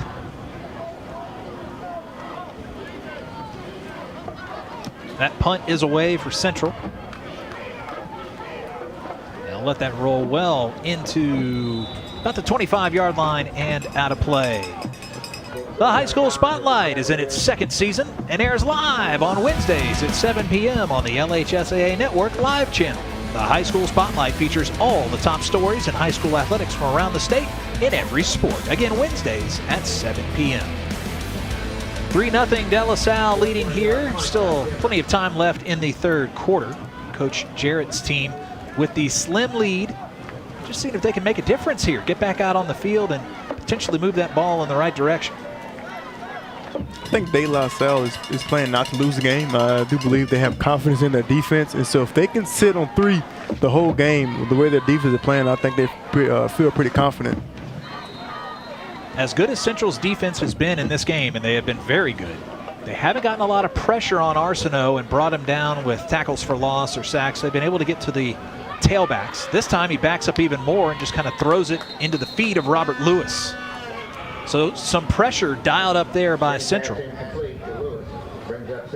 That's a great way to start this first possession. Right here, it wasn't a bad play call. Anytime that you want to slow down a blitz, you do a screen pass, but obviously the Central defense line sniffed out that screen and was able to get a stop. Mason Moore, the nickelback. 5'10", 160-pound sophomore. And it looks like a player for Central is down, maybe dealing with some cramps at about the 45-yard line. That's a member of the defense for the Wildcats. Being tended to by the training staff.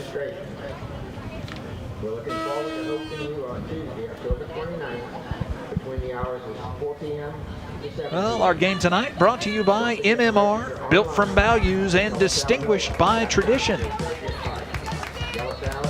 Weather keeping some fans away tonight, able to enjoy it on the LHSAA network.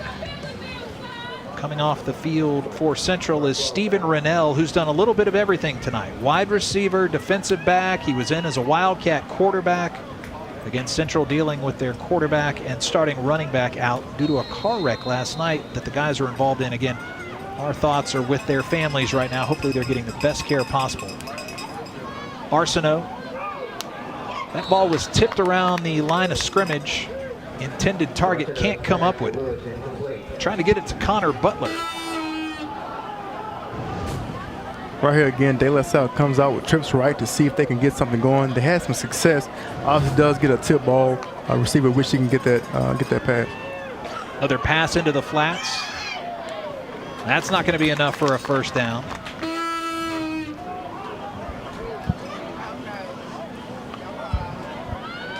Gain of about 5. Again, I think just playing super conservative on offense. Bend don't break on defense for Central, but I think De La Salle is afraid to make any turnovers. Obviously, I think they like the way their defense is playing. Not really trying to do anything creative. Keep the ball, in the quarterback's hands and see if he can make the right decisions. But let's just see if Central can get this ball and do something with it, move down the field, get a field goal, get something going. Here's the junior punter, Noah Rogers, and that one might have been tipped. It is a bad punt right to about the 50-yard line and finally rolling out. So something good happening for Central as they put pressure on the punter. Be sure to download LHSAA Live's mobile app to stay up to date with scores, schedules, news, and more. The LHSAA Live mobile app is your trusted source for all things LHSAA. Available in the Apple App Store and the Android app on Google Play. Second block punt for Central. That could have been disastrous for De La Salle. They got a good roll, good bounce, but if that was a clean block, it would have been a plus side of the field for Central. Coach Semino sends his offense back out on the field. I think the future is very bright for Ja'Cory Platt, the sophomore, who's played very heads-up football tonight in a backup situation for the senior starter Jackson Furman. They will hand off to Marvin Joseph, who lost it on a first carry fumble to get things started in the first half. And again, too much dancing at the line of scrimmage, and De La Salle swamps him. Absolutely. He tried to press the gap right there. He didn't see anything, bounced it to the outside. And we have a defense that's undersized like De La Salle. One thing they can do is run. So it'll be very difficult to get east and west against this De La Salle defense. Loss of about 2, 2nd and 12 for the Wildcats. Second down coming up, a loss of 2 on the play. 2 wide, bottom of your screen. That's Keithan Womack at the bottom. He's a one-year starter. They'll hand it off to Joseph. He's got plenty of room to run. Got a good seal off the left side. Stiff arms a man, and he's across the 50. Right into Central's sideline with authority. Great job that time of bouncing it outside. De La Salle missed assignment. They did not get a safety that filled the alley, took a bad angle, and he took advantage of it getting outside and getting the first down for Central. First down for Central, and brought to you by Farm Bureau Louisiana. And the sophomore defensive back, Joseph, picks up the first down and looked good doing it. Now 2 wide receivers, top of your screen. 4 in the box for De La Salle's defense. Ball on the 45-yard line. Joseph again forward for positive yards. Still on his feet. No flags fly. It looked like a man might have had a hand on his face mask. Second down coming up. And again, it's De La Salle defense playing steady, getting off a block, making plays, getting into the backfield. It looks like Central's not going to get away from the identity. Still going to try to run the football and see again if they can get some points on the board on this drive.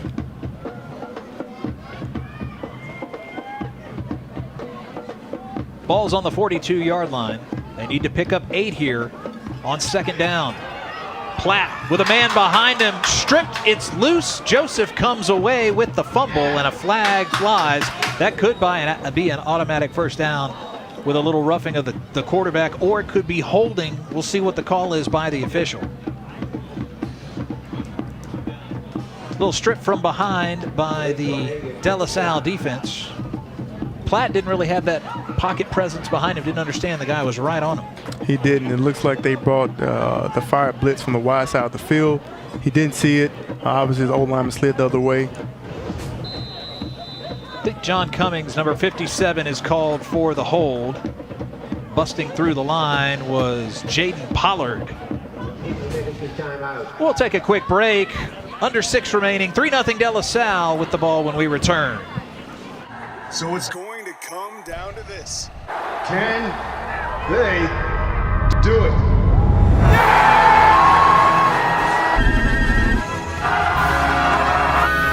Oh no, they missed it! Wait a minute! There's a flag on the play!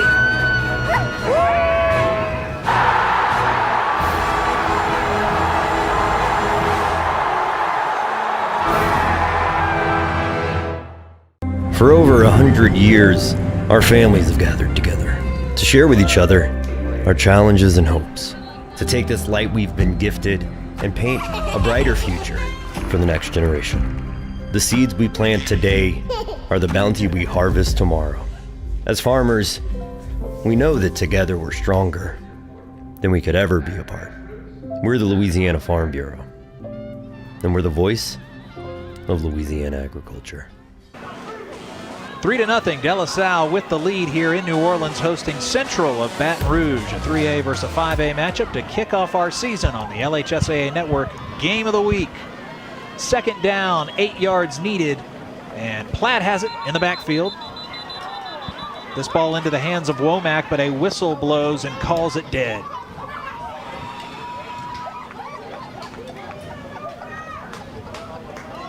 Another penalty on the Central offense. Down remains second.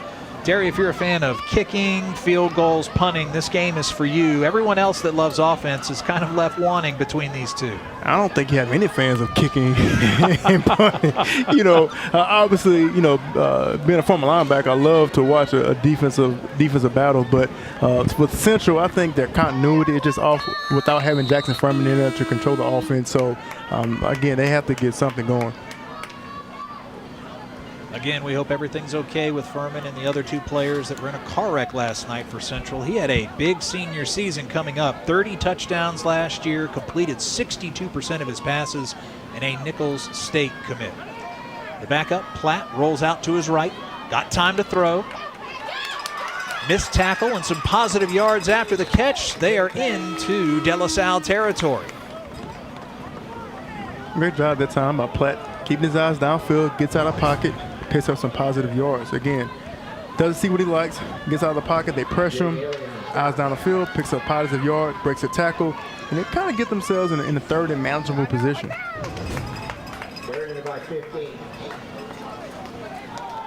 Reese Thompson, the senior wide receiver, came away with that catch. Now 3rd down and long. Need to get the ball up to about the 33-yard line. Platt looking near. Heads to the short side of the field. Pressured from behind. He'll hit the boundary and get knocked out. A late flag, and this could be a saving grace for Central.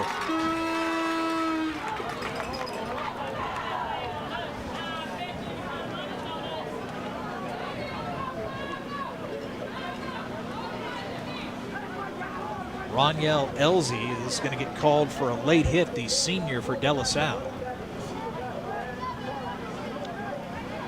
Not a smart play right there by the senior.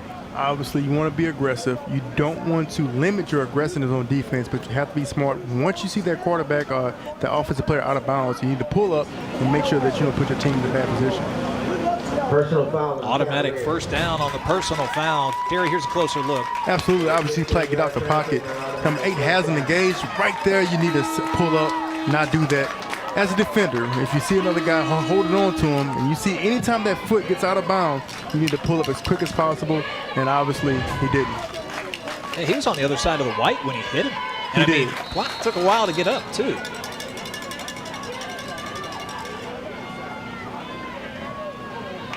So first down, ball on the 29-yard line, and Central with some of their best field position of the night. We'll see if the Wildcats can generate some offense with 4 wides here. Pressure, stepping up as Platt. Throws across his body, and this one's knocked away. Golden rule for a quarterback. Never throw across your body.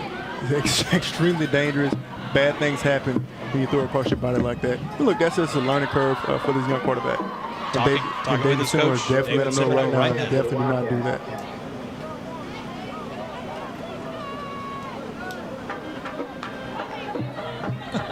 Got to go get the play from the head coach.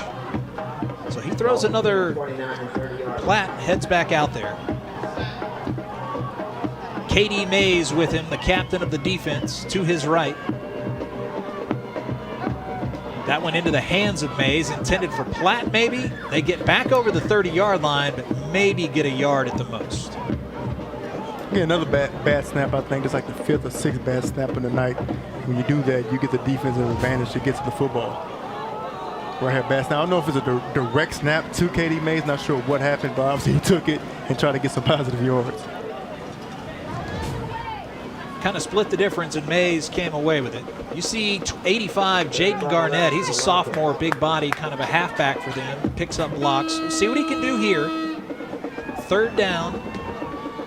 The Wildcats need 10 to keep this one moving here late in the 3rd quarter. Platt's going to take a shot at the end zone. Far sideline, down the field. That's intended for Womack, and it's short. Pretty good coverage by De La Salle. Devin Barberin with the coverage. Obviously try to take a deep shot down the field, but great job by the cornerback. Playing the ball, gets his head around. Wish he could make that catch. As a DB, if it touches your hand, you have to catch it. He needs to give me my 10 push-ups, though. Ooh. Yeah, he hit his hand tight. I need my 10 push-ups. Give me a break, Unc. I'm on TV. I'm not doing push-ups on TV. The ball remains at the 29-yard line, 4th down, and looks like they're going to do the safe thing here. Central's planning to punt. The senior Nathan Zimmer out. Coach Semino coming off the sidelines, and he looks a little hot. The officials haven't signaled whether it was a timeout called by Central or not. We'll move forward anyway. For the first time ever, the LHSAA Network brings you a 1-hour football highlight show. Friday night in the boot, covering the entire state of Louisiana. From Bossier to the Bayou, Friday night in the booth will have it all. Make sure to watch each Friday night this fall, starting at 11 p.m. We'll be on the air first time tomorrow night at the LHSAA Network Studios in Baton Rouge. Join us for Friday night in the booth. What a great name. Friday night in the boot. I love it. Man, we're working hard on that show. Going to be a whole lot of coverage from Shreveport and the Arkansas state line all the way down to South Plaquemines, man. Let's do it. Sounds like a concert. It's certainly going to be an atmosphere, I'll tell you that.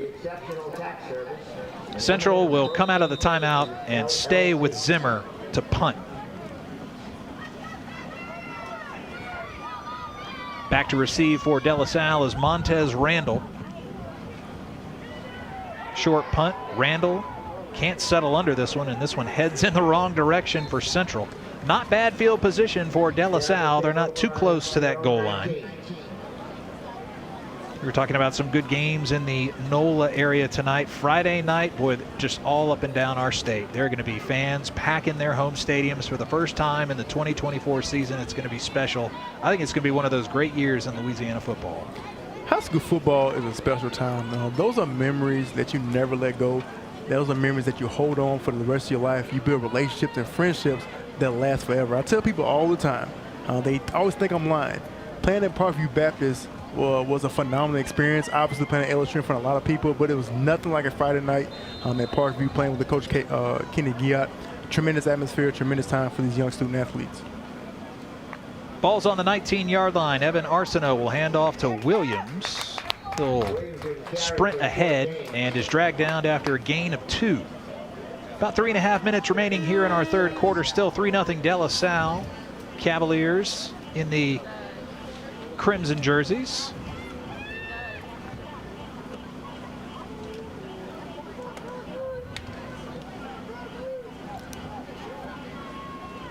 Derry, big game on the Game Time game of the week Friday night. Southside over in Crowley taking on the Pios of Notre Dame. It's always great football in the Lafayette area. Obviously, Notre Dame or Crowley is a powerhouse under Coach Cook. Southside is a new high school trying to get some things going. Looking forward to Friday night's matchup.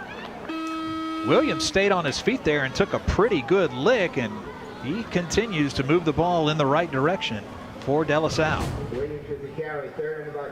Right here, Gitzo field. Central does a good job of filling that gap, making a play in the backfield. Number 4, Jarro. You know what I like going to the Lafayette area as well? The boudin balls. Oh, man. Yeah, so many good things to eat in Lafayette. I know. That's why I can't live there. Doesn't do my stomach any favors, but, you know, I suck it up for one day. How many teams in that area have like just a trophy room full of state championships? St. Thomas More, Karen Crow, Notre Dame, just so many teams. Catholic of New Iberia.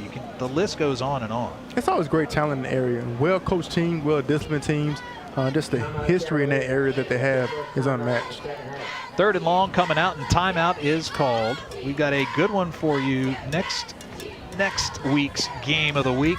Bunkie taking on St. Louis in the Lake Charles area, I believe at the Sulphur Sports Complex. 7 p.m. kickoff. Derry and I will be there. We hope you'll join us as well on the LHSAA network. Great to have a statewide network. You can pick the best games of the week for Thursday night and put them on the air. I think St. Louis is going to do a good job under Dustin Nothnagel. And, of course, Bunkie's running on all cylinders, man. Yeah. Dylan Compton at quarterback. He is worth the price of admission. Bunkie could have a really special season after going 9-1 a year ago. Looking forward to watching him. Looking forward to watching Dylan Compton. They say the guy has an arm. Looking forward to seeing him. St. Louis, obviously, trying to get some things going. Always had a great program. Looking forward to going to Lake Charles. The Chuck. And that game will be played at Sulphur High School. We'll bring it to you live next Thursday night. We've seen Arsenault tonight in the pocket, able to throw the ball with some regularity. 3rd and 10 coming up for the Cavaliers. What kind of looks are we getting from the defense of Central? It's kind of frustrating their efforts in the passing game. Well, what they're doing, they're bringing these linebackers up in the A-gap, disguising a lot and dropping A guys as well. They did not bite on the fake there. Great stop behind the line of scrimmage. Central's defense continues to make plays back in De La Salle territory. That's Montez Randall. Good job that time by Montez Randall with staying home on their reverse. Comes downhill, fills the alley, makes a play, and gets this ball back into Central's offense. And again, Caden Loop with the big tackle there. Does a good job of reading in the backfield, and the 3-year starter comes away with the stop. Might have some movement on the line, and a flag flies here at Tad Gormley. That'll back Central up 5 more yards. And also, you've seen these penalties. First game jitters. First game of the season. Obviously, you want to get all the kinks and everything out, and that's why you scrimmage. That's why you play the jamboree, to make sure that you don't have these things. But obviously, the first game jitters, both teams killing themselves with penalties. I think that's something that both coaches will correct when this game is over.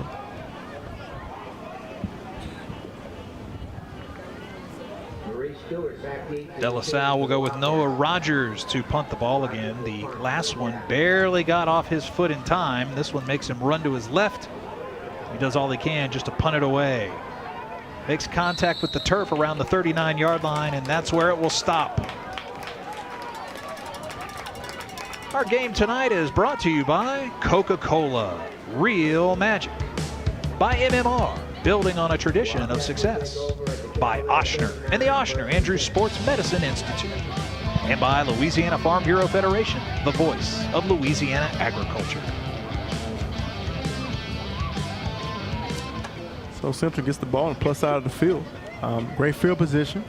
Let's just see if they can maybe do something. Obviously, they're going to come out with trips. See if they can make something happen.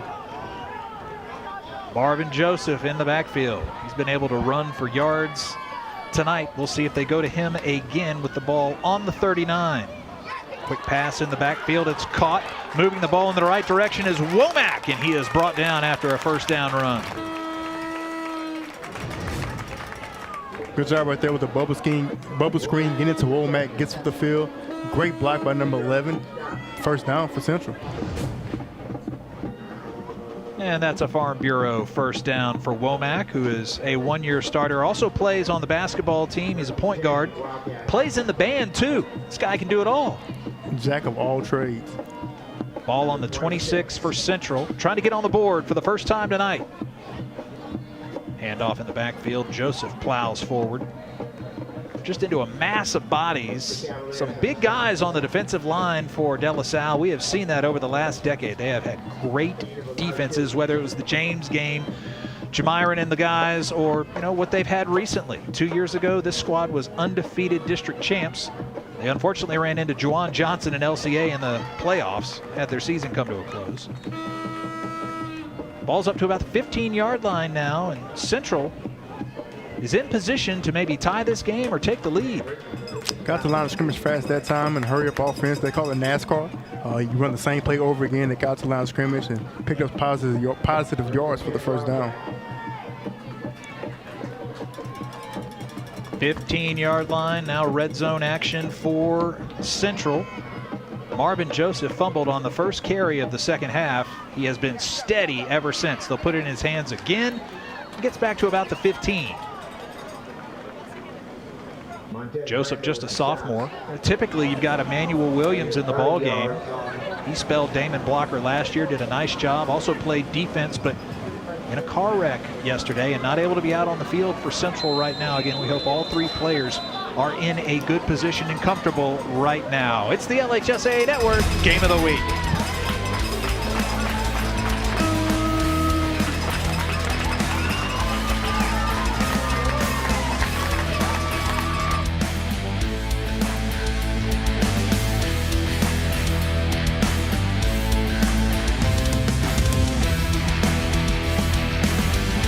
The start of school means the start of new sports seasons, which unfortunately can mean injuries. Too often, sports injuries are treated with opioids, leading to addiction among our youth. And drug addictions can cause overdoses and deaths. If you're injured, ask your doctor for medicines and therapies that don't use opioids. And if you're struggling with opioid addiction, we can offer treatment. Opioid addiction is a losing game. You can help. Learn more at realhelpvr.com. That's realhelpvr.com. At Ochsner, we know healing is a team sport. That's why we've partnered with world-renowned orthopedic surgeon Dr. James Andrews to create the Ochsner Andrews Orthopedics and Sports Medicine Institute. Whether you're a professional athlete or a weekend warrior, our team of specialists are dedicated to getting you back in the game. So whatever your reasons are for reaching your personal best, we've only got one: you. Ochsner Andrews Institute. Long live you.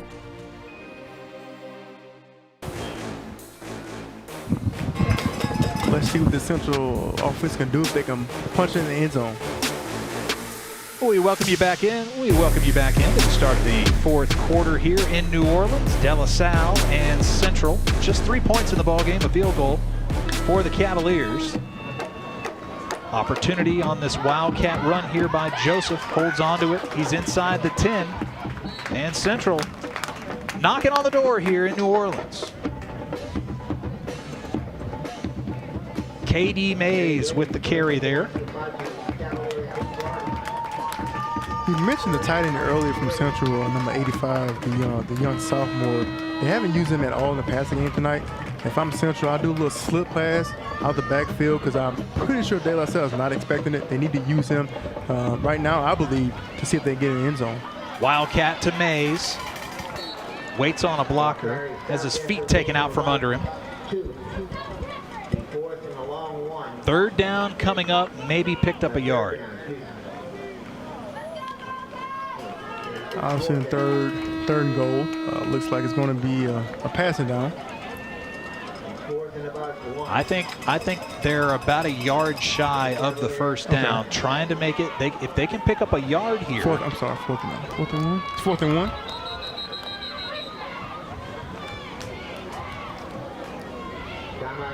Whistles blow, timeout here, and it's taken by De La Salle. They're going to try and rally the troops on defense and keep this slim 3-0 lead.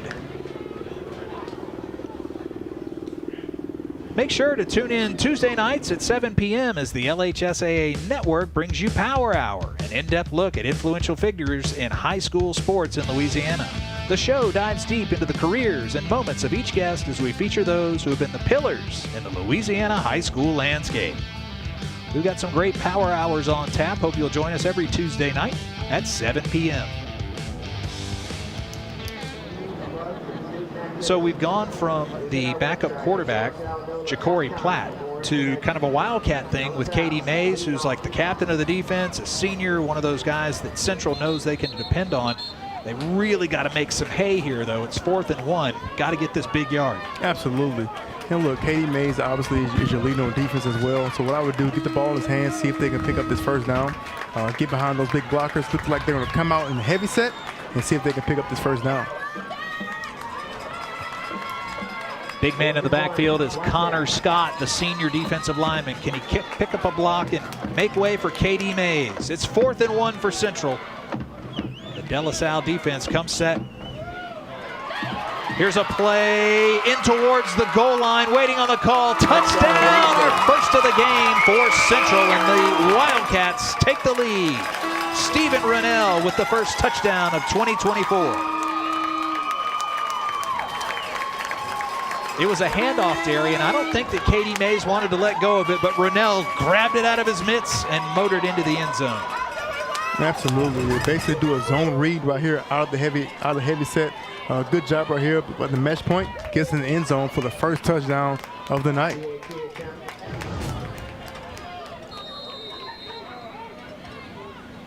Late player running in for Central, and now they are ready to attempt the extra point.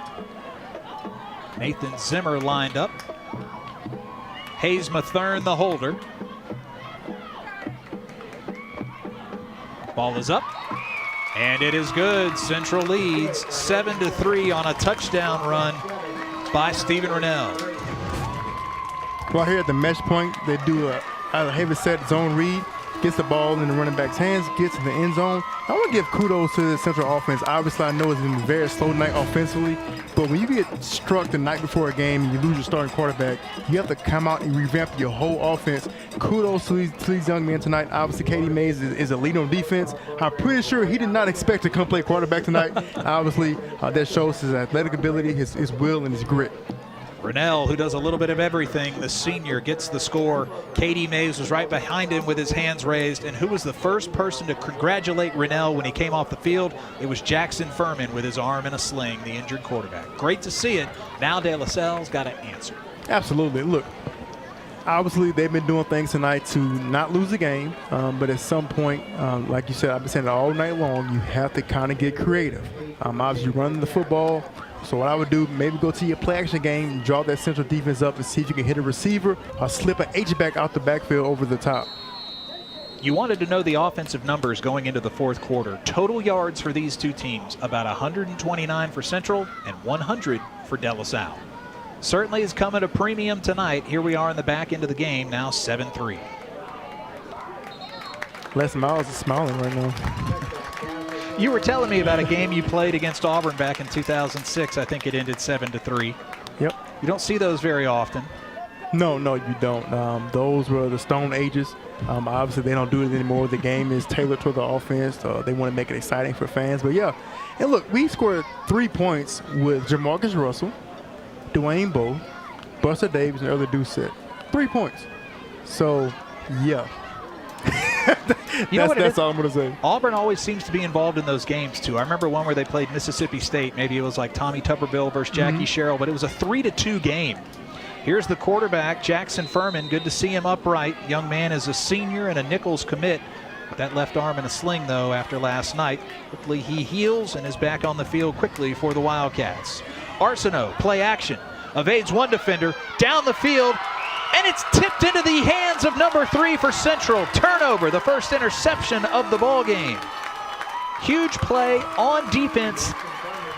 And I believe maybe that's Stoken who came away with it. And great job again by Central.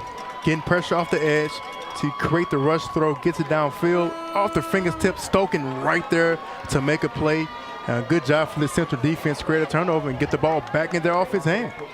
Ronald Cash got his hands on it, tipped it in the air, and Blazin Stoken was able to bring it in. Let's hope that right ankle of his is okay.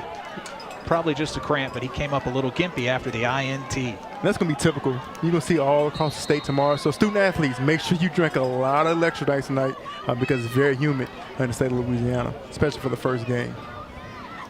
Each team with a turnover here in the second half. A fumble for Central at the very first carry, and now the interception by Arsenault.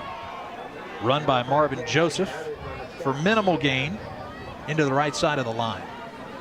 Garrett, I'm going to take a wild guess. If Central punches this ball in the end zone, I think they win the football game. I think there's a very good chance. And that's tough for De La Salle because this is a team that's trying to generate something on offense and has just kind of struggled tonight, even though they've got their 5 guys back on the offensive line with starting experience last year and their senior quarterback. We can't discount, though, the wet conditions that they're playing in makes it a little bit tougher to throw the ball. Here's Platt. Pump fake, single coverage, and that one will be out of bounds. Intended for Womack. You can see the track is a little slick still here at Tad Gormley Stadium. No big pools of water on the field. It drains fairly well with the artificial turf, but again, not as sharp passing as everybody would like tonight. And that's a matchup that they wanted. Anytime you get man-to-man coverage and one-on-one matchup, you want to throw the ball up and give your receiver a chance. That time, he wished you keep the ball in bounds because you want to give your receiver a chance. Obviously, last year we saw Jay Daniels do that numerous times with Malik Neighbors. Joe Burrow talks about it all the time. Jamar Chase is going to be somewhere. Just throw the ball up, keep it in bounds, he'll make a play. Platt calling for the ball. He's got it. Offense gives him a little time to throw. And he runs out of time there. Pressure in the backfield by De La Salle. Jackson Purdue. Coverage coming in as well by Jaden Elzy. That's what you call a cover sack. With the experience and with time and more repetition, Platt will learn to throw that ball away down, and you don't want to pick up a sack in that situation because now you flip the field for this De La Salle offense. Great tackle for loss by Jaden Ellie, the 6-foot senior. Coach calls him a freak. Ellie is a 4-year starter. Says a lot more people need to start looking at him. This one's punted high and away. Backing up. And taking a pretty favorable roll for Central. This one's inside the 20-yard line.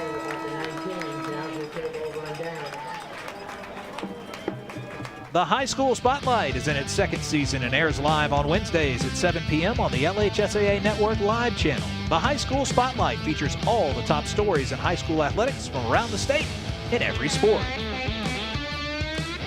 I'll tell you what, not just football. I mean, baseball, basketball, softball, powerlifting. We had All-Americans across the country in so many sports, girls and guys, last year for the LHSAA. Totally fun to cover it. We're glad to bring it to you.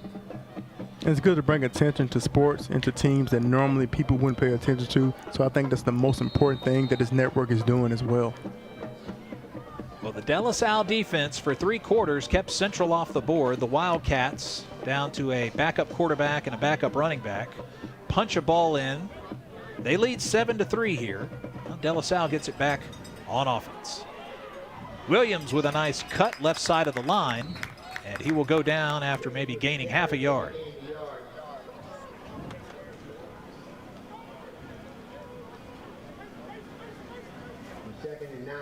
You can support the LHSAA network, which is, of course, free. All you need is an email to log in. But if you can tell your friends and family members, get them to download the app, we're really going to have a chance to tell more stories in all sports at the LHSAA level. We also have replays of championship games during the week on the channel, which is fun to just keep it on in the background while you work. And, of course, live content as well during the week. This one is up to about the 23-yard line by Arsenault on the keeper. That's 2 downs in a row where they didn't get to run their offensive play. Great job. The Central secondary is doing an outstanding job of sticking to the man right there. They're in man-to-man coverage. Obviously, for a defensive back, anytime the quarterback breaks contain, you want to make sure you keep your eyes on the man. They did an outstanding job of doing that. Arsenault had nowhere to go with the football. This game last season in Baton Rouge went the way of De La Salle. They won 27-20, but they are behind the 8 ball here on their home turf. Down 7-3 with under 8 remaining in the 4th. Staggered set, top of the screen, 4 wide receivers. Arsenault looking right, and he's brought down for a huge loss. Central in the backfield. Connor Scott, the senior, gets home. Great job by the Central defense. Again, they've had huge success by lining both inside linebackers in the A-gap, confusing this De La Salle offense. They get to the pressure, get a turnover and downs. I don't know if he got something in his Adam's apple or if he got a hit to the throat after that. It looks like he's struggling out there. He made a great move. He went wide against 78. Ian Fields, the senior tackle for De La Salle, was able to get the sack. 4th down, and they need about 20. I can't believe they're going for it here. Maybe they're trying to draw somebody off sides, but Central's not going to flinch. Either they're drawing somebody off sides or may do a pooch punt for the quarterback. Saw one of those earlier in the game. How about that Central defense? Really making their names known here deep in the 4th quarter. Absolutely. Great second half adjustments. Look, they've been playing phenomenal all game long. Tonight's game is brought to you by Coca-Cola, Real Magic, by MMR, building on a tradition of success, by Ochsner and the Ochsner Andrews Sports Medicine Institute, and by Louisiana Farm Bureau Federation, the voice of Louisiana agriculture. Great young career for David Semino. He started with Catholic Point Capee and got the Hornets to the state championship game in 2019. 2 years later, he won it all with Catholic of Baton Rouge in the Superdome.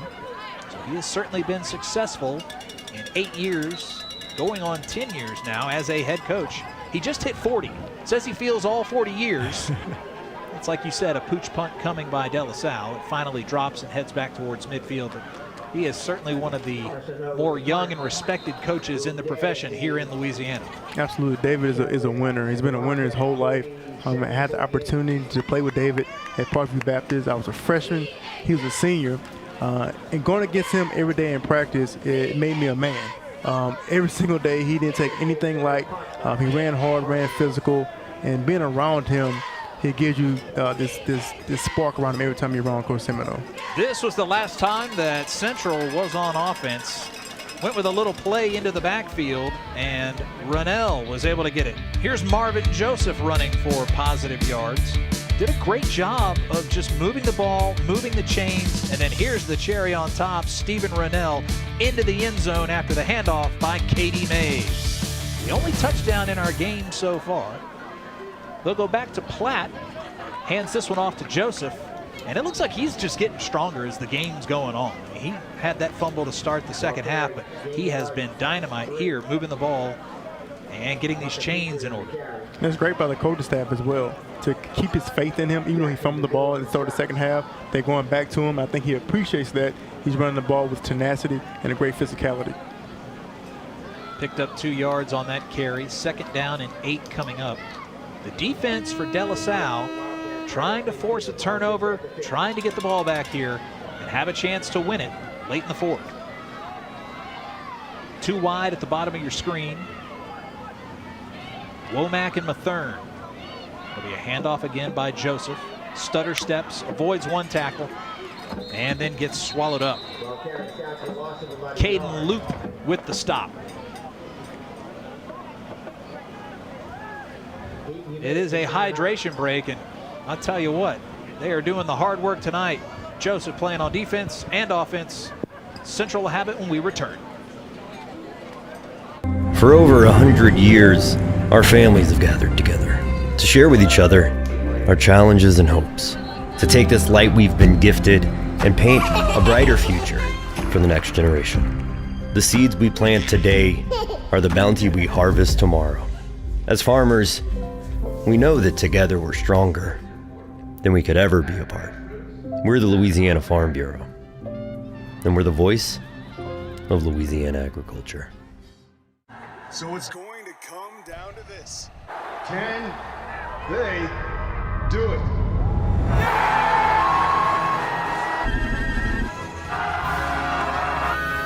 Oh no, they missed it! Wait a minute. There's a flag on the play!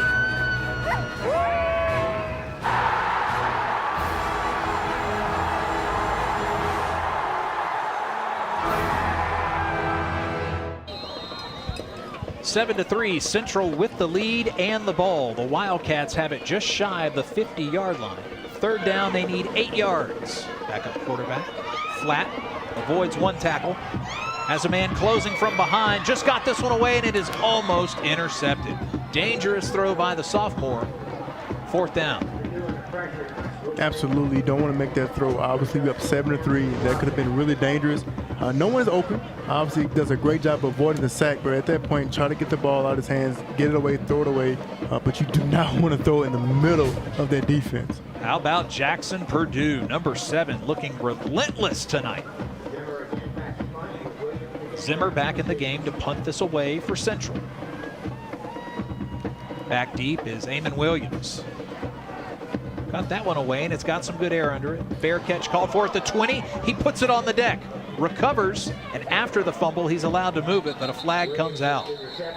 I don't know if the ball was a little wet or what, but that was not a clean catch. I'm wondering if they gave him enough space to catch the ball, or was it a face mask? It also looks like a penalty on the sideline as well. Could be a personal foul.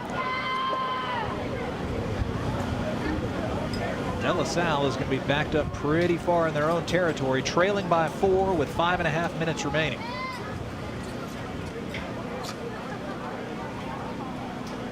Tough start to the season last year for the Cavaliers. They won 1 out of their first 5 games, but then went on a pretty nice roll. They won 4 of their last 6. They beat Buckeye in the playoffs in the first round, 42-0. Central, on the other hand, 9-4 in 2023. Made it into the quarterfinals and lost to Dutchtown out of Baton Rouge 21-20. You were talking with Coach Semino. I think he was going for too late in the game, tried to get the win, or? Yeah, so he had opportunity to tie the game. Obviously, when you get to that point,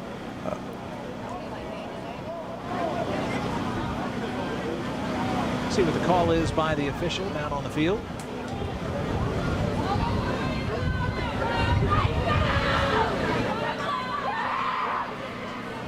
Again, De La Salle shooting themselves. They advance the ball after the punt. Still first down. Delay game on the Cavaliers and a personal foul, dead ball on the Wildcats. Let's take a look at the upcoming schedule for the Cavaliers. They'll play next week at Holy Cross. They'll take on St. Paul's and St. Charles Catholic. 2 tough games in a row. And they get into district play with Shaw and Sophie B. Wright. I believe the Shaw game actually at the beginning of October is the end of non-district play. But again, a fairly tough district that they're in as well, with John F. Kennedy and Booker T. Washington. There's Coach Jarrett trying to will his team down the field. Ball will be on the 30-yard line as we start this advance by De La Salle. Again, to start the 4th quarter, just 100 yards of total offense for the Cavaliers. Got to find a way to get loose against Central now. Here comes the pressure on Arsenault. And it is intercepted off the hands of one defender. And then Central, with Deshad Sheridan on his back, makes the catch. And what may be a game-winning interception. Great play. We talked about him earlier. DK Mays, the Houston commit, coming up, getting his hands on the ball, and Sheridan in the right place at the right time to make a play and interception for the Central defense. How about DK Mays? Both hands extended, knocks it down to his teammate. That's teamwork right there. Now great position coming in for Central. Absolutely, again, get pressure off the edge. Try to get that, they call it a tunnel screen to the wide receiver. They sniffed it out, played it well. The screen has not been successful tonight for De La Salle. Central's done a great job. They're too athletic defensively on the D-line to sniff out these screens. Great play that time by DK Mays. Now with a 7-3 lead and 5.5 minutes to play, I'm a little more comfortable with that Wildcat style of football, and here he is, KD Mays out. Potentially to run the Wildcat for Central and build on this 4-point lead. Again, still time in the ball game. He'll follow a couple of blockers, gets inside the 20, and he'll be brought down by De La Salle's defense. Yeah, at this point in the game, you want to lean on this De La Salle defense and see if your offensive lineman can, from Central, can fire off the ball and pick up some positive yards. So the last 2 possessions for De La Salle ended up with interceptions. Central trying to put this one away, and you do not like to see that. KD Mays. Mays, who normally wears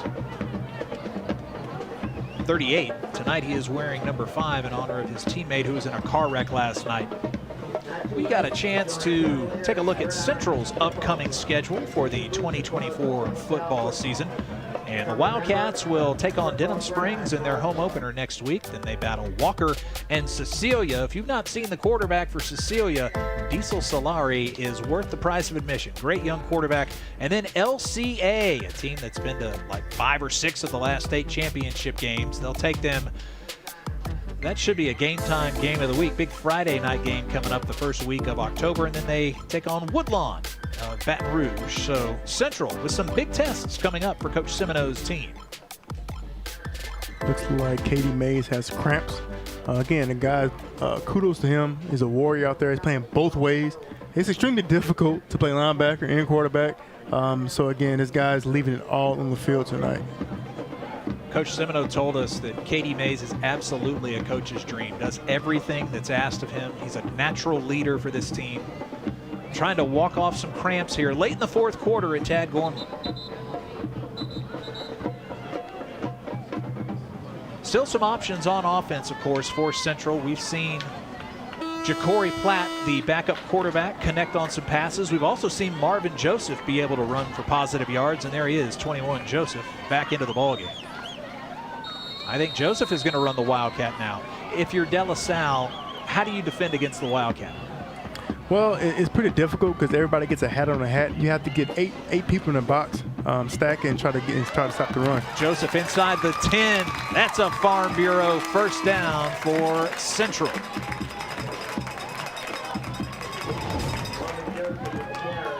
Right here, they get hat on hat, get up the field, picks up positive yards. And obviously, when you have a hat on hat, everybody's accounted for the De La Salle defense. You have to use your hands, get off a block, and make plays. Joseph's also playing both sides of the ball tonight. He's the starting safety for the Wildcats defense. It's 1st and goal. Ball's on the 7-yard line. And they're on that left hash. Do you like the opportunity, maybe use the speed and take it wide to the right? We'll see what they choose to do here against De La Salle's 4-man front.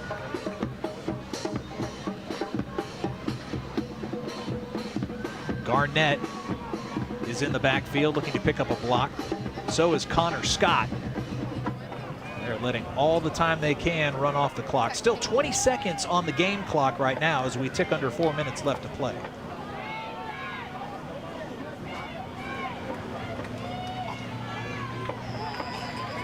First and goal from the 7 for Central, looking to build on their 4-point lead. Joseph makes a cut. He's inside the 5, stretches for the goal line. Touchdown. And the official's going to mark it back at the 1. Thought he had it on the stretch. It'll be 2nd from the 1. You're right, Garrett. Looks like Joseph getting stronger as the game goes on. Does the same thing on the inside, bounces outside, almost gets in the end zone. Knee was right down at the 1-yard line. The right knee was down, but they are knocking on the door with 3:10 remaining here in the 4th.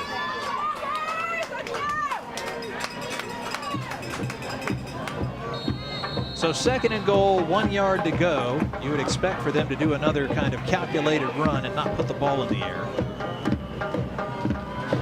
And absolutely, in the De La Salle defense, from the defensive alignment, you have to get penetration, get upfield as much as possible to cause havoc.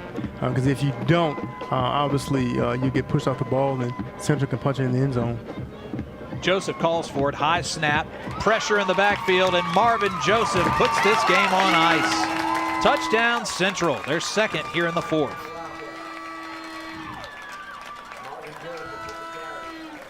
Well, if you're a Central fan, this is a great showing, especially after last night. Great for Joseph to get into the end zone here. Some positive news for Wildcats fans. Absolutely. Gets in the end zone.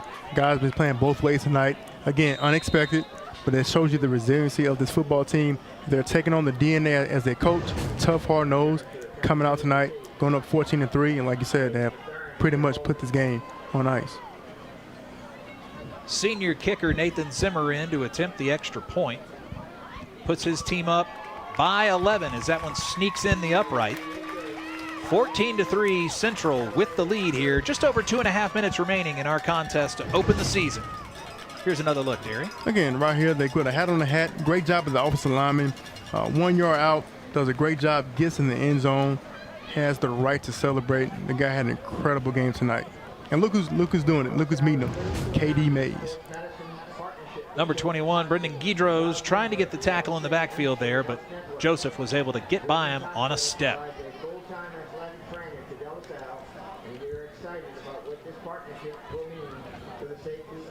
You know, Derry, I think you were right. The game tonight has been, you know, a little back and forth. We finally get some offense here in the fourth quarter, but how good has the defense been for Central? They had 4 shutouts last year, normally only gave up about 14 points a game. They look just as strong starting off this season. That's credit to the defensive coordinator, Anthony Camp. Obviously, he has coaching experience on the college level at ULM and Louisiana Tech. He brings a college-style defense to high school. They do a phenomenal job of catching on. They play with eye discipline. They play hard. They play together, and they get 11 guys to the football. If you do that, you can have a successful defense. Down by 11, this will be a touchback. Remember some of those early keys from the game. Certainly, they had paid some dividends for Central. We take a look at them again, and the Wildcats have certainly been physical running the ball. Absolutely. Obviously, you know, it got 14 points, but it wears on the defense when you run the ball that many times. You wear them down. That's something they were doing all game long. They were physical running the football. And on defense, Central has applied pressure. They have gotten after Arsenal. They caused havoc. And that was the key to the game for Central, and obviously it's working in their favor. Rain stopped right before the game started, but still a little damp here in the Crescent City. De La Salle will come back out on the field, and Evan Arsenault, who looks to be slowed just a little bit, his team trails by 11. Let's see what they can put together here. If you could drive down the field, build a little momentum, and put the ball in the end zone, you could feel good going in. 2 wide, top of your screen, man in the backfield. They'll hand off to Williams, who busts through the middle of the line for positive yards. Well, looks like De La Salle's ready to get on the bus. I don't understand. That. Obviously, I know it's 14-3, but still, if you can do a 2-minute offense and try to get down and strike quick, but running the football, to me, you're just throwing in the towel.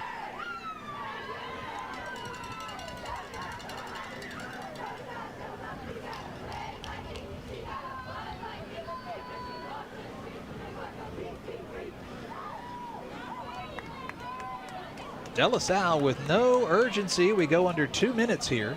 And I think it might be an issue maybe where they're just trying to protect their quarterback out there. Arsenault looks to be limping a touch. Big senior season on tap for the 3-year starter. He'll hand off here. Williams plows ahead forward. He's just shy of the first down. They needed the 30-yard line. And I do get the concept of protecting your quarterback, but this is the first game like we talked about. You want to gauge where you are. This is a great opportunity to try to run your 2-minute offense, because you may get in a situation late in the year where you have to run your 2-minute offense. Every rep counts. In the game of football, every rep counts. And right now, for them to run the football, I don't agree with it. Obviously, you want to get as many reps in practice. But for this, I don't understand, you know why they're running the football, running the clock out, basically. Number 26, Charles Irvin in the backfield now with Arsenault. He took the last carry. We saw Irvin earlier in the ball game. 2 wide on the near side of the field. Irvin dances forward and gets a Farm Bureau first down here late with 55 seconds remaining. The Central fans who made the trip down from Baton Rouge are going to leave Tad Gormley Stadium happy tonight. Their team currently leading 14-3 with under a minute. The ride back home will be a lot more smoother going back to Baton Rouge. Obviously, unforeseen circumstances to still come out tonight and get a victory. Great job from the Central coaching staff, and also a great job from these young student athletes for Central. One other shout out tonight, another Baton Rouge area team, North Iberville High School, playing its first varsity football game in over 15 years tonight. The Bears from West Baton Rouge hosting Central Private. Best of luck to Coach Joshua Gass in year 1. Hey, it's a good night if you're a Central Wildcat fan. Up 14-3 here as the clock continues to roll.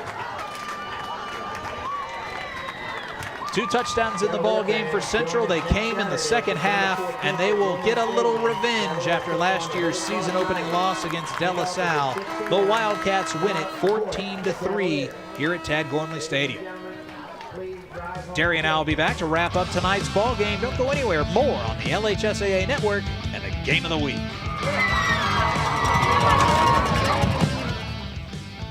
Love did this. This is love's fault. And it hurts. It's devastating. But you always come back for more. What else gets you up this early? What else makes you feel this wild, this ecstatic, this focused, this obsessed? Has to be love. It's in your soul, your head, your heart, your hands. You love the game.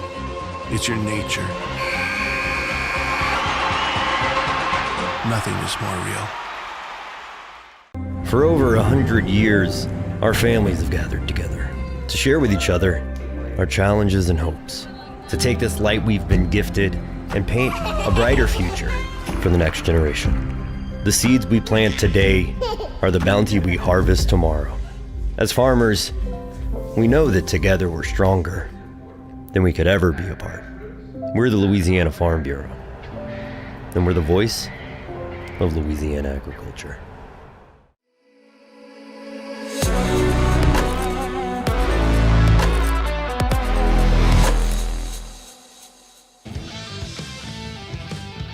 We've gone final here at Tad Gormley Stadium, the LHSAA Network Game of the Week. Central with a season-opening win over De La Salle by a score of 14-3.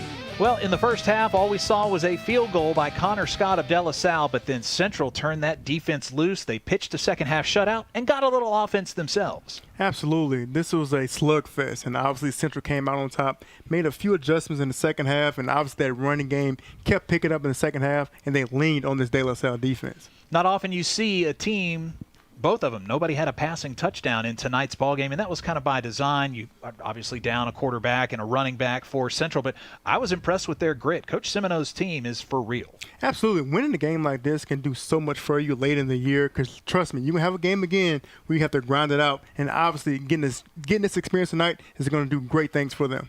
Let's take a look at some highlights from tonight's game. Again, a 14-3 victory for Central. Early on, Platt with a little trouble from behind. Ball comes loose. Several turnovers in the ball game. Absolutely. Obviously, that's how they got on the scoreboard with this out of the heavy set with the mesh point and getting into the end zone. Stephen Rennell made it happen there. A couple of quarterbacks get swallowed up. Arsenault has this one tipped up in the air and intercepted by Blazin Stoken. That allows the offense to make a run, and Marvin Joseph plows into the end zone for the second rushing touchdown of the night. Join us for our LHSAA Network Game of the Week next Thursday as Bunkie takes on St. Louis September 12th at 7 p.m. from Sulphur Stadium. We hope you'll join us on the network. That should be a great matchup of two teams who were in the playoffs last year, Bunkie with 9 wins and St. Louis with 8 under new coach Dennis Nothnagel. Great game to kick off the 2024 high school football season as Central comes away with the win despite being shorthanded. 2 rushing touchdowns late in the game, and the Wildcats get the victory. De La Salle with a chance to make it up next week and get a victory for Coach Jarrett and the boys. Thanks for joining us tonight. Derry and I will be back next week live from Lake Charles. Hope you'll join us right here on the LHSAA Network.